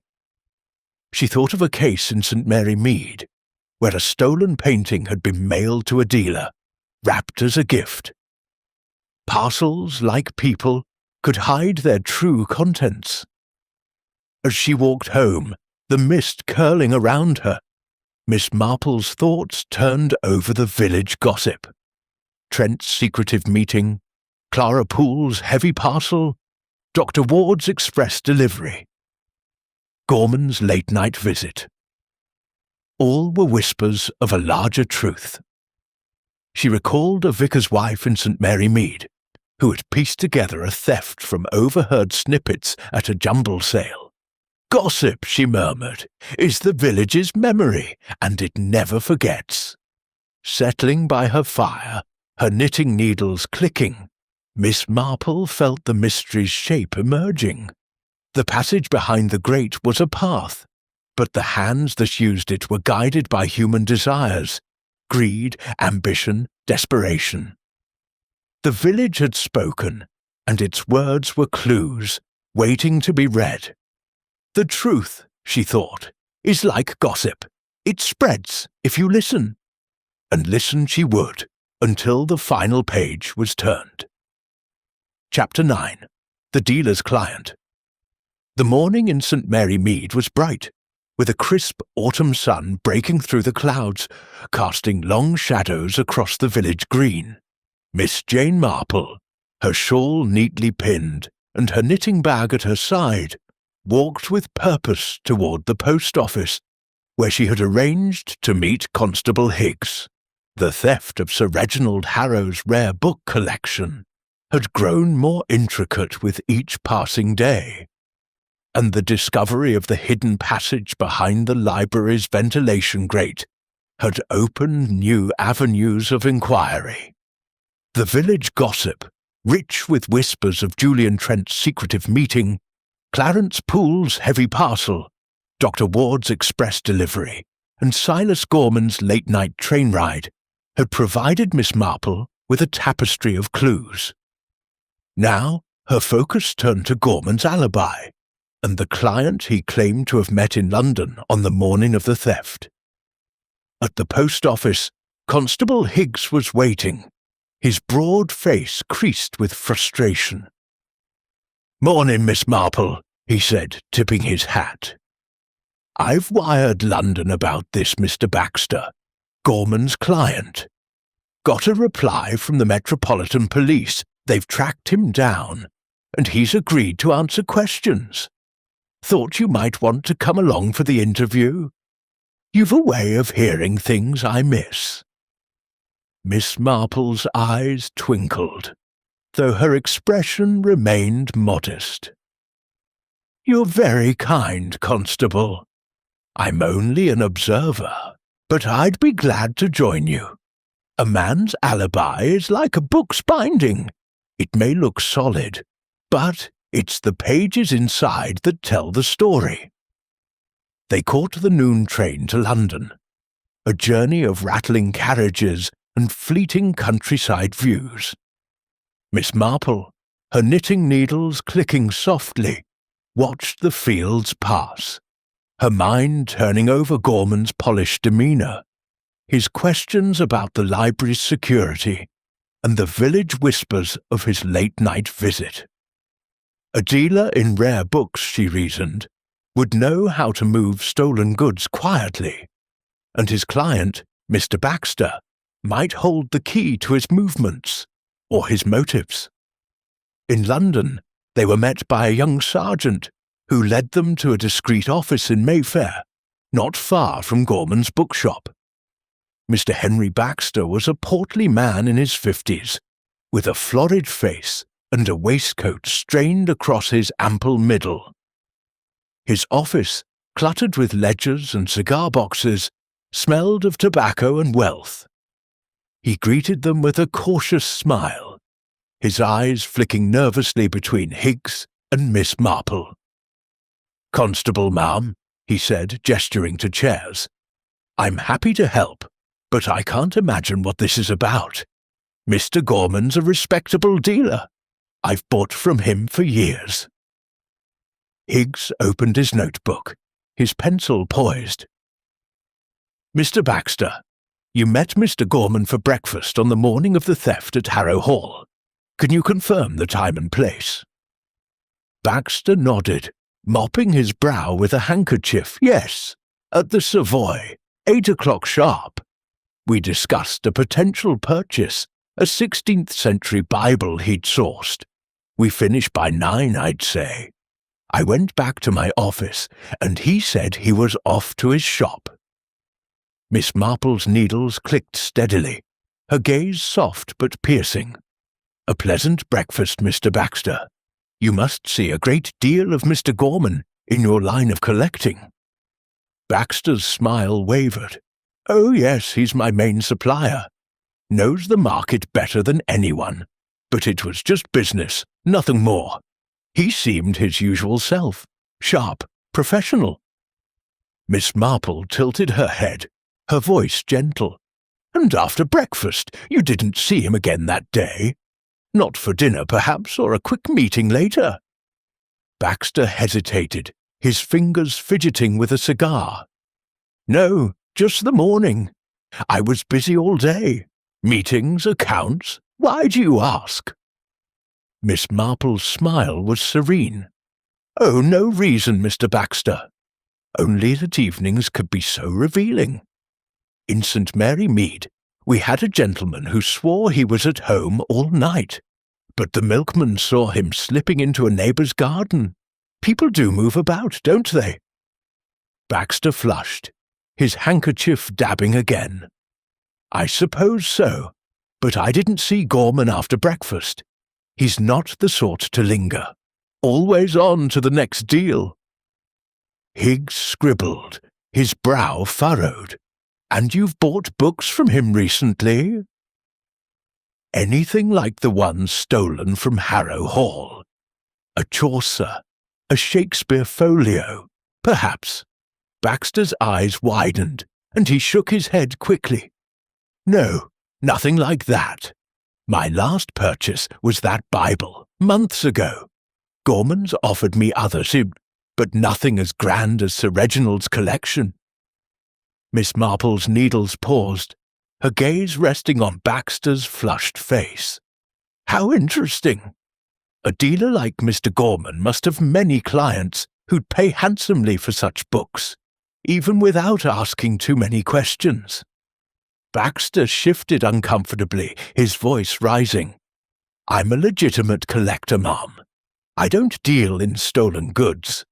Gorman's never offered me anything dubious, and I'd not accept it if he did."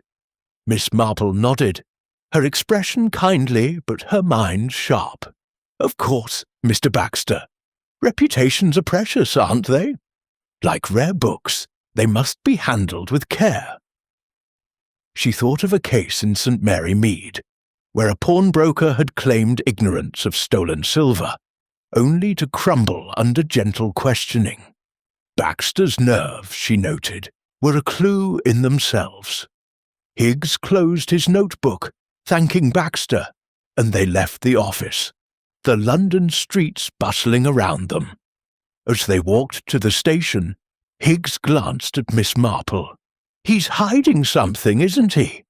That breakfast alibi checks out, but Gorman could have caught a train to St. Mary Mead by evening." Miss Marple's eyes gleamed. "Indeed, Constable. A breakfast at 8 leaves plenty of time for travel. And Mr. Baxter's nerves suggest he knows more than he says. Perhaps he's not a thief, but a man who buys from one." Back in St. Mary Mead, Miss Marple visited the station master, Mr. Cobb, a wiry man with a memory for faces. "That city fellow you mentioned," she said, her voice mild. "The one who took the late train 2 nights ago. Did he carry anything? A satchel, perhaps, or a parcel?" Mr. Cobb scratched his chin. "Now you mention it, he did have a satchel, heavy-looking, slung over his shoulder. Kept to himself, didn't chat. Got off the 10 o'clock train, stayed an hour, then back to London. Odd time for a visit, I thought." Miss Marple's heart quickened, though her face remained placid. "Very odd, Mr. Cobb. People do travel for the strangest reasons." She thanked him and walked home, the village lamps flickering in the dusk. Gorman's breakfast alibi held, but his late-night visit, his heavy satchel, and Baxter's unease pointed to a man who moved in shadows. She thought of the passage behind the grate, the storeroom's unlocked window, and the possibility that Gorman had returned to orchestrate the theft, or to collect the spoils. Settling by her fire, her knitting needles clicking, Miss Marple wove the day's findings into the mystery's fabric. Baxter's nerves, Gorman's train ride, the village's whispers of parcels and meetings, all were threads leading to the truth. She recalled a London dealer in St. Mary Mead who had sold a stolen brooch to a nervous client, claiming it was a family heirloom. "Clients," she murmured, "are only as honest as the hands that sell to them." The mystery was tightening, and Miss Marple knew the next page would bring her closer to the stolen books. Chapter 10. The Librarian's Confession. The late afternoon light filtered through the lace curtains of Miss Jane Marple's cottage, casting delicate patterns on the walls as she sat by the fire, her knitting needles moving with their familiar, soothing rhythm. The theft of Sir Reginald Harrow's rare book collection had woven an intricate web over St. Mary Mead, and Miss Marple, with her quiet persistence, felt the strands drawing ever closer to the truth. The hidden passage behind the library's ventilation grate, the village gossip about parcels and secret meetings, and the nervous cracks in Silas Gorman's alibi had sharpened the puzzle's edges. Yet it was Clarence Poole, the librarian, whose trembling hands and whispered debts lingered in her mind. His devotion to the books was undeniable, but desperation, Miss Marple knew, could twist even the most loyal heart. She decided to return to Harrow Hall, sensing that Poole's agitation held a key to the mystery. The air was crisp as she walked, the village settling into the hush of early evening, with lamplight glowing in cottage windows. At the hall, Mrs. Pym greeted her with a weary nod, her apron crumpled from a day of fretting. "Miss Marple, you're a sight for sore eyes," she said, leading her inside. "Sir Reginald's still shut up in his study, and Mr. Poole's been in the library all day, pacing like a caged animal. I don't know what's got into him." Miss Marple's eyes twinkled, though her expression remained gentle. "People in distress often tell us more than they mean to, Mrs. Pym. I'd like a quiet word with Mr. Poole, if he's willing." Mrs. Pym led her to the library, where the empty shelves stood stark in the fading light, their silence a testament to the crime. Clarence Poole was at a table, his ledger open but untouched, his thin frame hunched as if carrying a weight too heavy for his shoulders. His spectacles glinted as he looked up, his face paling at the sight of Miss Marple. "Oh, Miss Marple," he stammered, his ink-stained fingers twitching. I didn't expect you. I'm just trying to make sense of things." Miss Marple settled into a chair opposite him, her knitting bag at her feet, and drew out her needles, their soft clicking filling the quiet room. "It's a difficult time, Mr. Poole," she said, her voice warm but steady. "Losing those books must feel like losing a part of yourself. The Caxton Chaucer, the Shakespeare Folio. You knew them so well." Poole's eyes filled with tears, and he pushed his spectacles up with a trembling hand. "They were everything to me, Miss Marple. I catalogued every page, every mark. I'd never let harm come to them. Never." His voice broke, and he buried his Heist face in his hands, his shoulders shaking. Miss Marple's needles moved steadily, her gaze soft but searching. "I believe you love them, Mr. Poole. But love can lead to mistakes, can't it? I've heard about your troubles, those debts in Danbury. They must weigh heavily on a man so devoted to his work." Poole's head snapped up, his eyes wide with panic. "Who told you about that?" It's not what you think. I'd never steal the books, I swear it." But his voice cracked, and he clutched the edge of the table, his knuckles white. Miss Marple leaned forward slightly, her tone gentle but firm. "No one's accusing you of stealing, Mr. Poole, but debts can make a man vulnerable, can't they?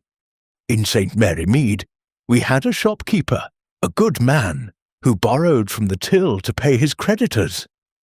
He meant to replace it, but intentions are fragile things. Did someone approach you, perhaps? Someone who offered to help with those bookmakers?" Poole's face crumpled, and he slumped in his chair, his voice barely a whisper. "It was Mr. Gorman," he said, the words spilling out like a dam breaking.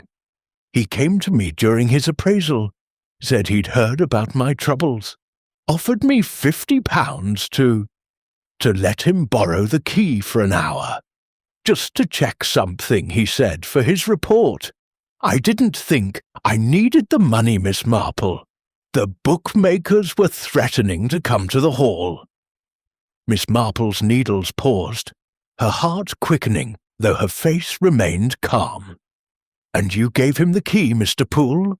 When was this?" Poole nodded, his eyes fixed on the floor. "The evening before he left, last week. I let him into the library, stood outside while he worked. He was only inside a few minutes, gave the key back, and paid me. I thought it was harmless. He said he just needed to measure a shelf. I didn't know he'd take the books." His voice rose, a mix of despair and guilt. Miss Marple's gaze softened, but her mind was sharp. "And the key was with you after that? You locked the library the night before the theft?" Poole nodded vigorously. "Yes, I swear it. I kept it on me, like always. When I locked up at 10 that night, the books were there. I checked every shelf." But his eyes flickered, and Miss Marple noted the sweat on his brow, the way his hands twisted together. She leaned back, her needles resuming their rhythm. "You've been very honest, Mr. Poole. It takes courage to admit a mistake. But tell me, did Mr. Gorman ask anything else? About the library's layout, perhaps, or its quirks?" Poole hesitated, then nodded slowly. "He asked about the windows, the bars, even the ventilation grate. Said it was for his appraisal, to assess risks. I thought he was just thorough. I didn't see the harm." Miss Marple's lips twitched in a faint smile. "People like Mr. Gorman are always thorough, Mr. Poole, but not always for the reasons they claim. Thank you. You've been most helpful." She rose, tucking her knitting away, and left Poole staring at his ledger, his face a mask of misery. In the hall, Mrs. Pym was waiting, her eyes wide with curiosity. "Did he tell you anything, Miss Marple? He's been so jumpy, I knew he was hiding something." Miss Marple nodded, her expression thoughtful. "He's told me enough, Mrs. Pym, to see a little clearer. A man in debt is like a man in a storm. He'll cling to any rope, even if it's tied to a sinking ship." She asked to see Sir Reginald, who emerged from his study, his face haggard, but his eyes hopeful. "Miss Marple," he said, his voice thin, "have you made progress?" "My books. Any chance of finding them?" Miss Marple's smile was reassuring. "We're closer, Sir Reginald. Mr. Poole has shared something that points us toward the truth. The key, it seems, was lent to Mr. Gorman, though only briefly. But I suspect the key was not the answer. It was a distraction." Sir Reginald's brow furrowed. "A distraction? Then how did the books leave?" Miss Marple's eyes gleamed. "Through the passage, Sir Reginald, behind the grate. Mr. Gorman's questions about it suggest he knew more than he let on." She thought of the storeroom's unlocked window, the scuff marks in the dust, and Gorman's late-night train ride. Poole's confession was a piece of the puzzle, but the dealer's hands, she sensed, were the ones that had turned the page. As she left Harrow Hall, the stars were emerging in a clear sky, the village quiet save for the distant hoot of an owl. At the Red Lion, she paused to speak with Mr. Gibbs, the publican, whose memory of Trent's meeting with a city type still nagged at her. "That man with Mr. Trent," she said, her voice mild. "Did he carry anything? A satchel, perhaps, like the one Mr. Gorman had at the station?" Mr. Gibbs nodded, wiping a glass. "Now you mention it, he did." Heavy-looking, slung over his shoulder. "Didn't think much of it. City folk always carry bags, don't they?" Miss Marple's heart quickened, though her face remained placid. "They do, Mr. Gibbs, and bags carry so many things." She thanked him and walked home, the church bell tolling 8. Poole's confession had illuminated Gorman's role, but the dealer's connection to Trent, the parcels sent by Clara Poole and Dr. Ward, and the passage behind the grate were threads yet to be woven together. She recalled a case in St. Mary Mead, where a confession had cracked a theft wide open, revealing not one culprit but 2. "Confessions," she murmured, "are like keys. They unlock doors, but someone must turn them." Settling by her fire, her knitting needles clicking, Miss Marple felt the mystery's shape solidifying. The librarian's secret was out, but the dealer's hands were still hidden, and she would find them, stitch by careful stitch.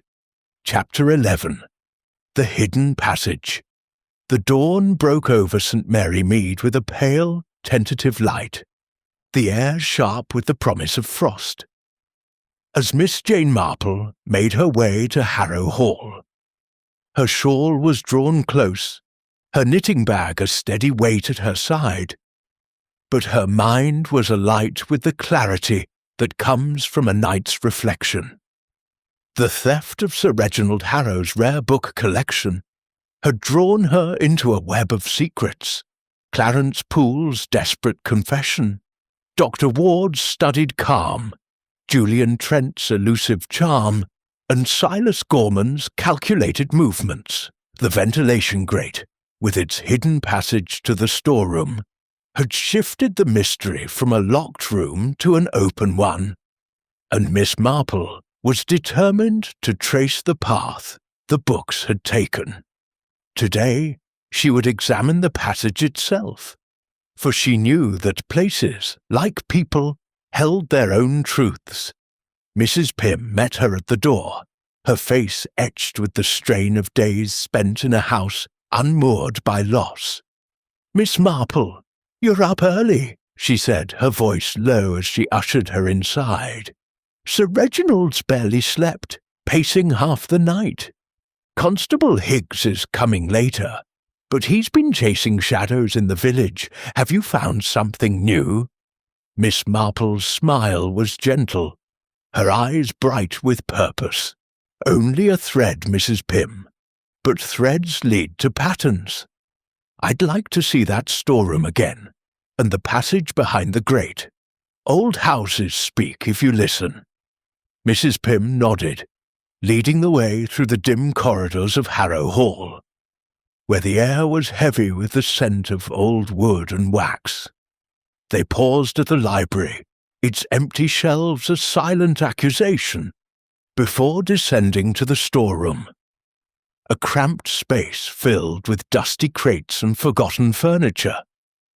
The small window, unlatched and worn, let in a sliver of morning light, and the scuff marks in the dust, noted earlier, seemed sharper now, as if urging her attention. Miss Marple's gaze swept the room, settling on the low ceiling, where a faint outline marked the passage's exit from the library above. "The grate," she said softly, "is only the beginning, isn't it? Let's have a closer look at where it leads." Mrs. Pym, ever obliging, summoned Tom, the footman, who arrived with his ladder and lantern, his young face eager for the task. "Back to the library, miss?" he asked, adjusting his cap. "Yes, Tom," Miss Marple replied. "But first, let's see this end of the passage. Could you climb up and check the opening? I'd like to know what it holds." Tom positioned the ladder beneath the ceiling's faint outline, a trapdoor of sorts, and climbed up, his lantern casting flickering shadows.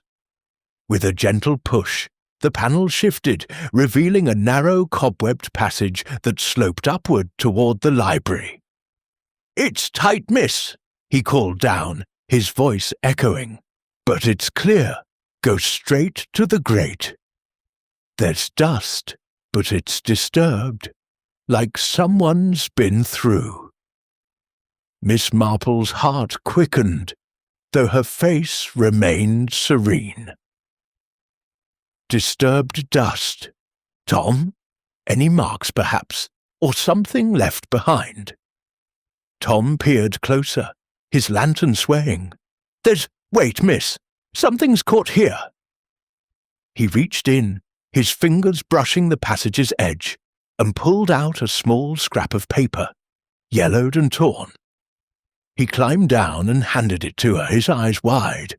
"Looks old, like one of those books." Miss Marple examined the scrap, her fingers delicate, as if handling a relic. It was a fragment of vellum, its edge ragged, with faint traces of black ink in a Gothic script. Her mind flashed to the illuminated psalter, one of the stolen treasures, its pages known for their intricate margins. "A piece of the puzzle," she murmured, tucking it into her bag. "Thank you, Tom. Now let's see the library end." They returned to the library, where Tom set the ladder beneath the ventilation grate. He removed it with ease, its screws loose as before, and shone his lantern into the passage. "Same as below, miss," he said. "Dust's been stirred, and there's marks, like something heavy was dragged through. Books, maybe." Miss Marple nodded, her mind racing. The passage was narrow, but wide enough for a determined thief to pass books through, one by one, to the storeroom's open window. She thought of Silas Gorman, his questions about the library's layout, his late-night train ride with a heavy satchel. But Dr. Ward's room, adjacent to the grate, could not be ignored. Her calm was too perfect, her proximity too convenient. Trent's muddy shoes and secretive meetings suggested he, too, might have known the storeroom's secret. And Poole, with his debts and his key lent to Gorman, could have been complicit, knowingly or not. She turned to Sir Reginald, who had joined them, his face pale, but his eyes keen with hope. "Miss Marple," he said, his voice trembling, "does this mean my books were taken through there? Who could have known about it?" Miss Marple's smile was reassuring but firm. "Someone did, Sir Reginald. The passage is old, but its use is recent. This scrap of vellum suggests your books passed this way, but the hands that move them are human, and humans leave traces." She thought of the scuff marks, the disturbed dust, the fragment in her bag. "We're closer, never fear." Mrs. Pym, hovering nearby, clutched her apron. "It's like a ghost story, Miss Marple, crawling through walls with those heavy books. Could Mr. Gorman have done it? Or Dr. Ward being so close?" Miss Marple's eyes twinkled. "Ghosts don't steal, Mrs. Pym, but people do. And people are cleverer than ghosts. They plan, they hide, they misdirect." She recalled a case in St. Mary Mead, where a thief had used a hidden stair to smuggle china, leaving only a broken teacup as a clue. "This passage," she said, "is a path to the truth, but we must follow it carefully." She asked Tom to check the storeroom window again, and he reported a faint scratch on the sill, as if something heavy had been pushed through. "Could be books, miss," he said. "The window's low enough to pass them out to someone waiting." Miss Marple nodded, her mind weaving the clues together. The passage, the vellum, the scratches, all pointed to a theft planned with precision, likely by someone who knew the house's secrets. Gorman's appraisal had given him time to explore, but Dr. Ward's room, Trent's wanderings and Poole's desperation could not be dismissed. She thought of the parcels sent by Clara Poole and Dr. Ward, the whispers of Gorman's satchel, and Trent's meeting at the Red Lion. The passage was a physical clue, but the motive was human, rooted in greed or need.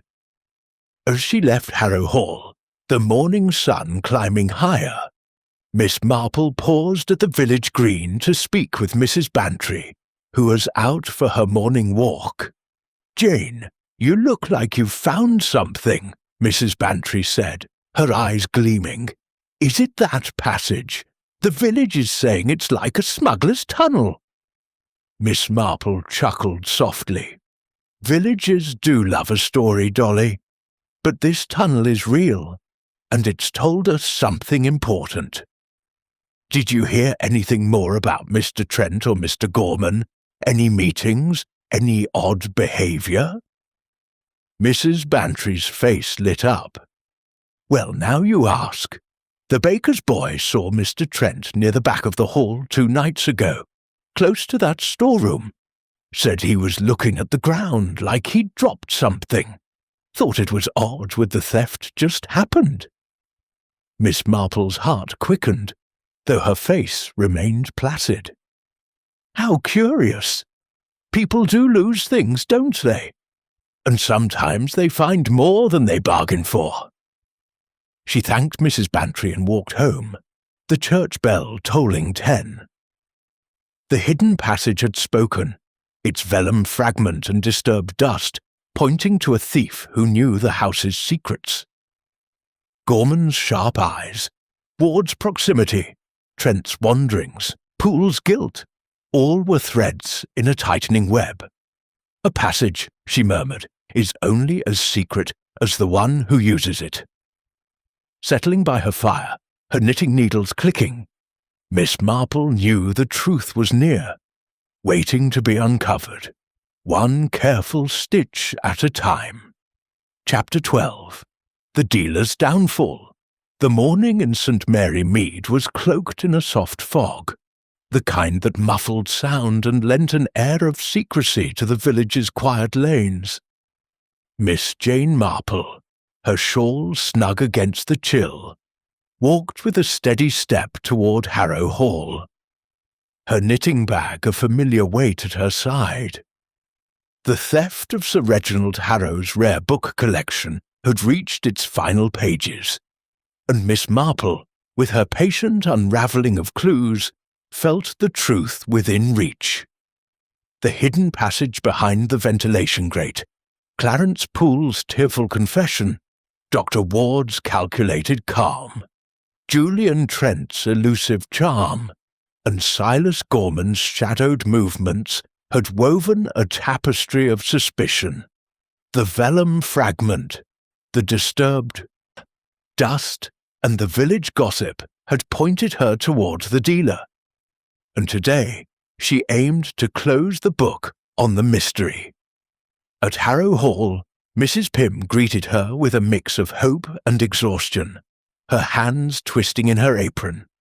"Miss Marple, you're here early," she said, leading her into the warmth of the hall. "Sir Reginald's in the drawing room, waiting for Constable Higgs. He's been asking for you. Says you're the only one who's made sense of this mess. Have you found the books?" Miss Marple's smile was gentle, her eyes bright with quiet confidence.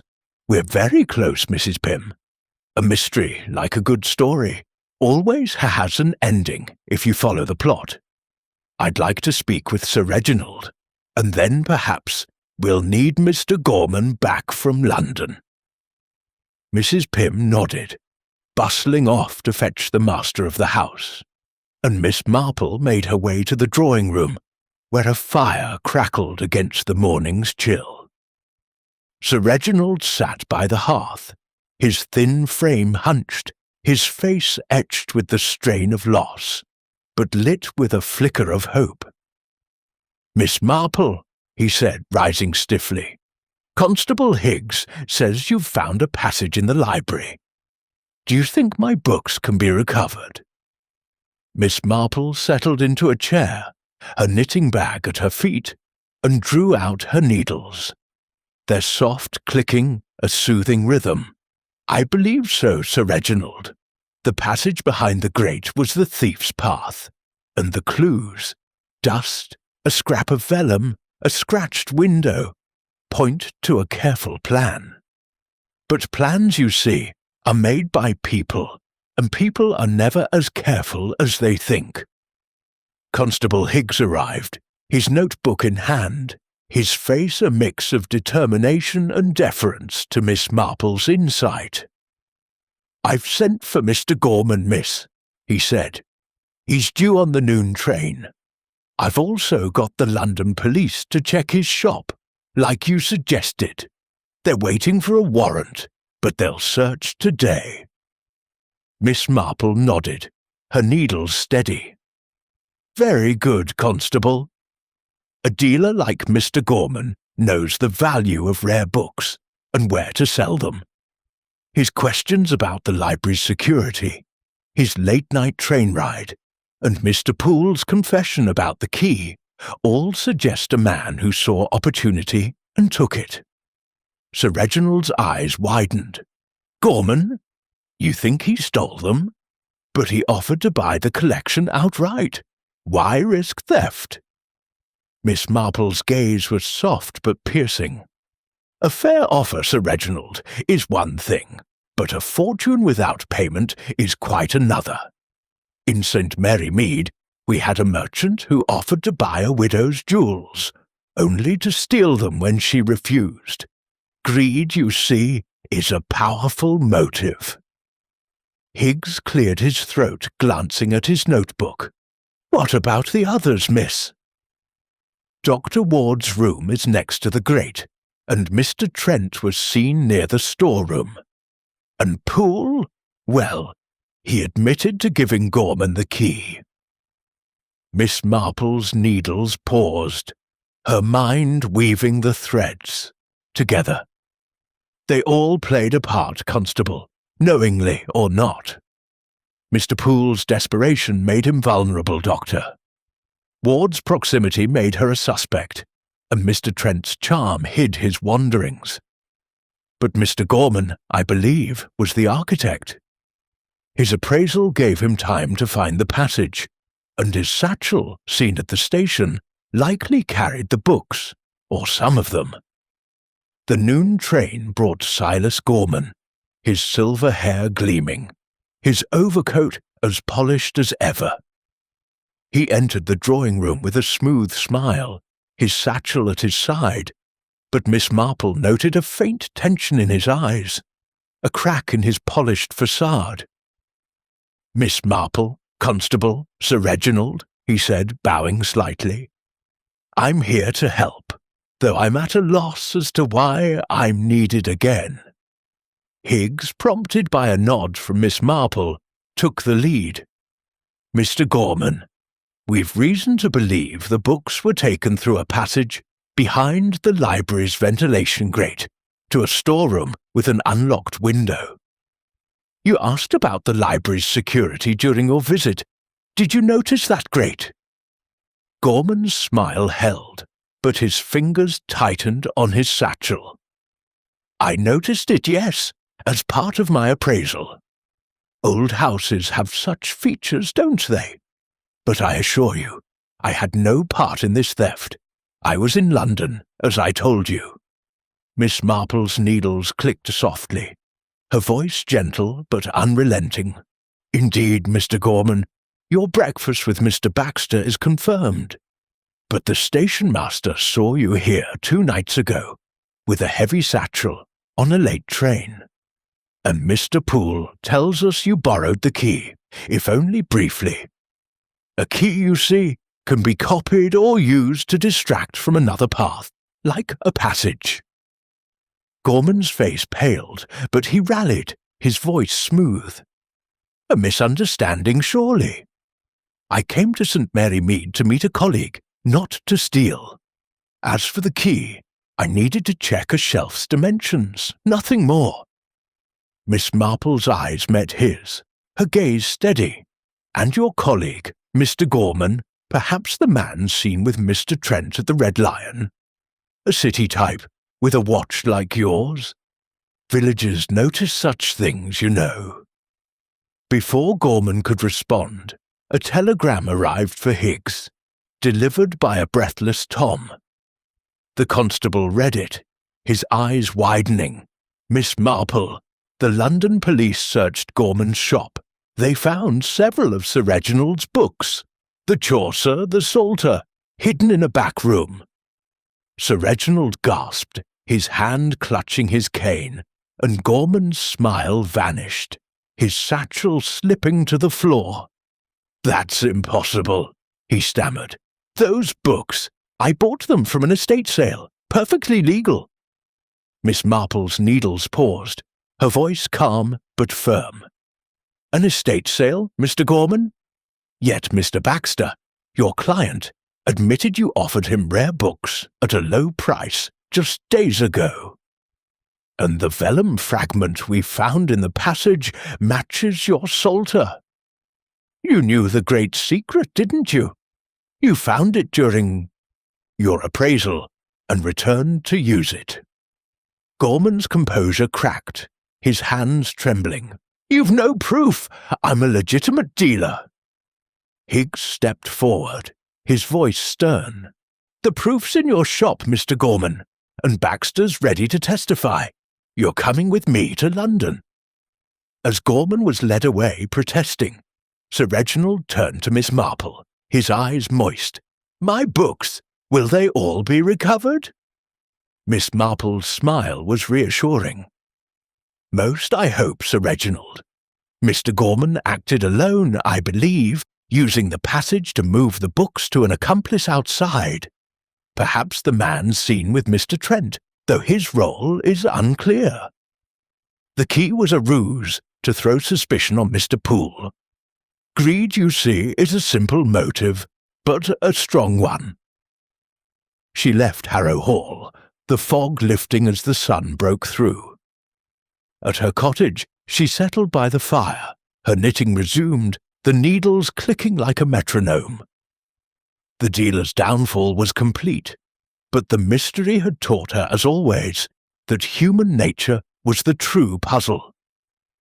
"Greed," she murmured, "is like a book. It binds people to their choices." The case was closed, and St. Mary Mead would sleep soundly until the next story began.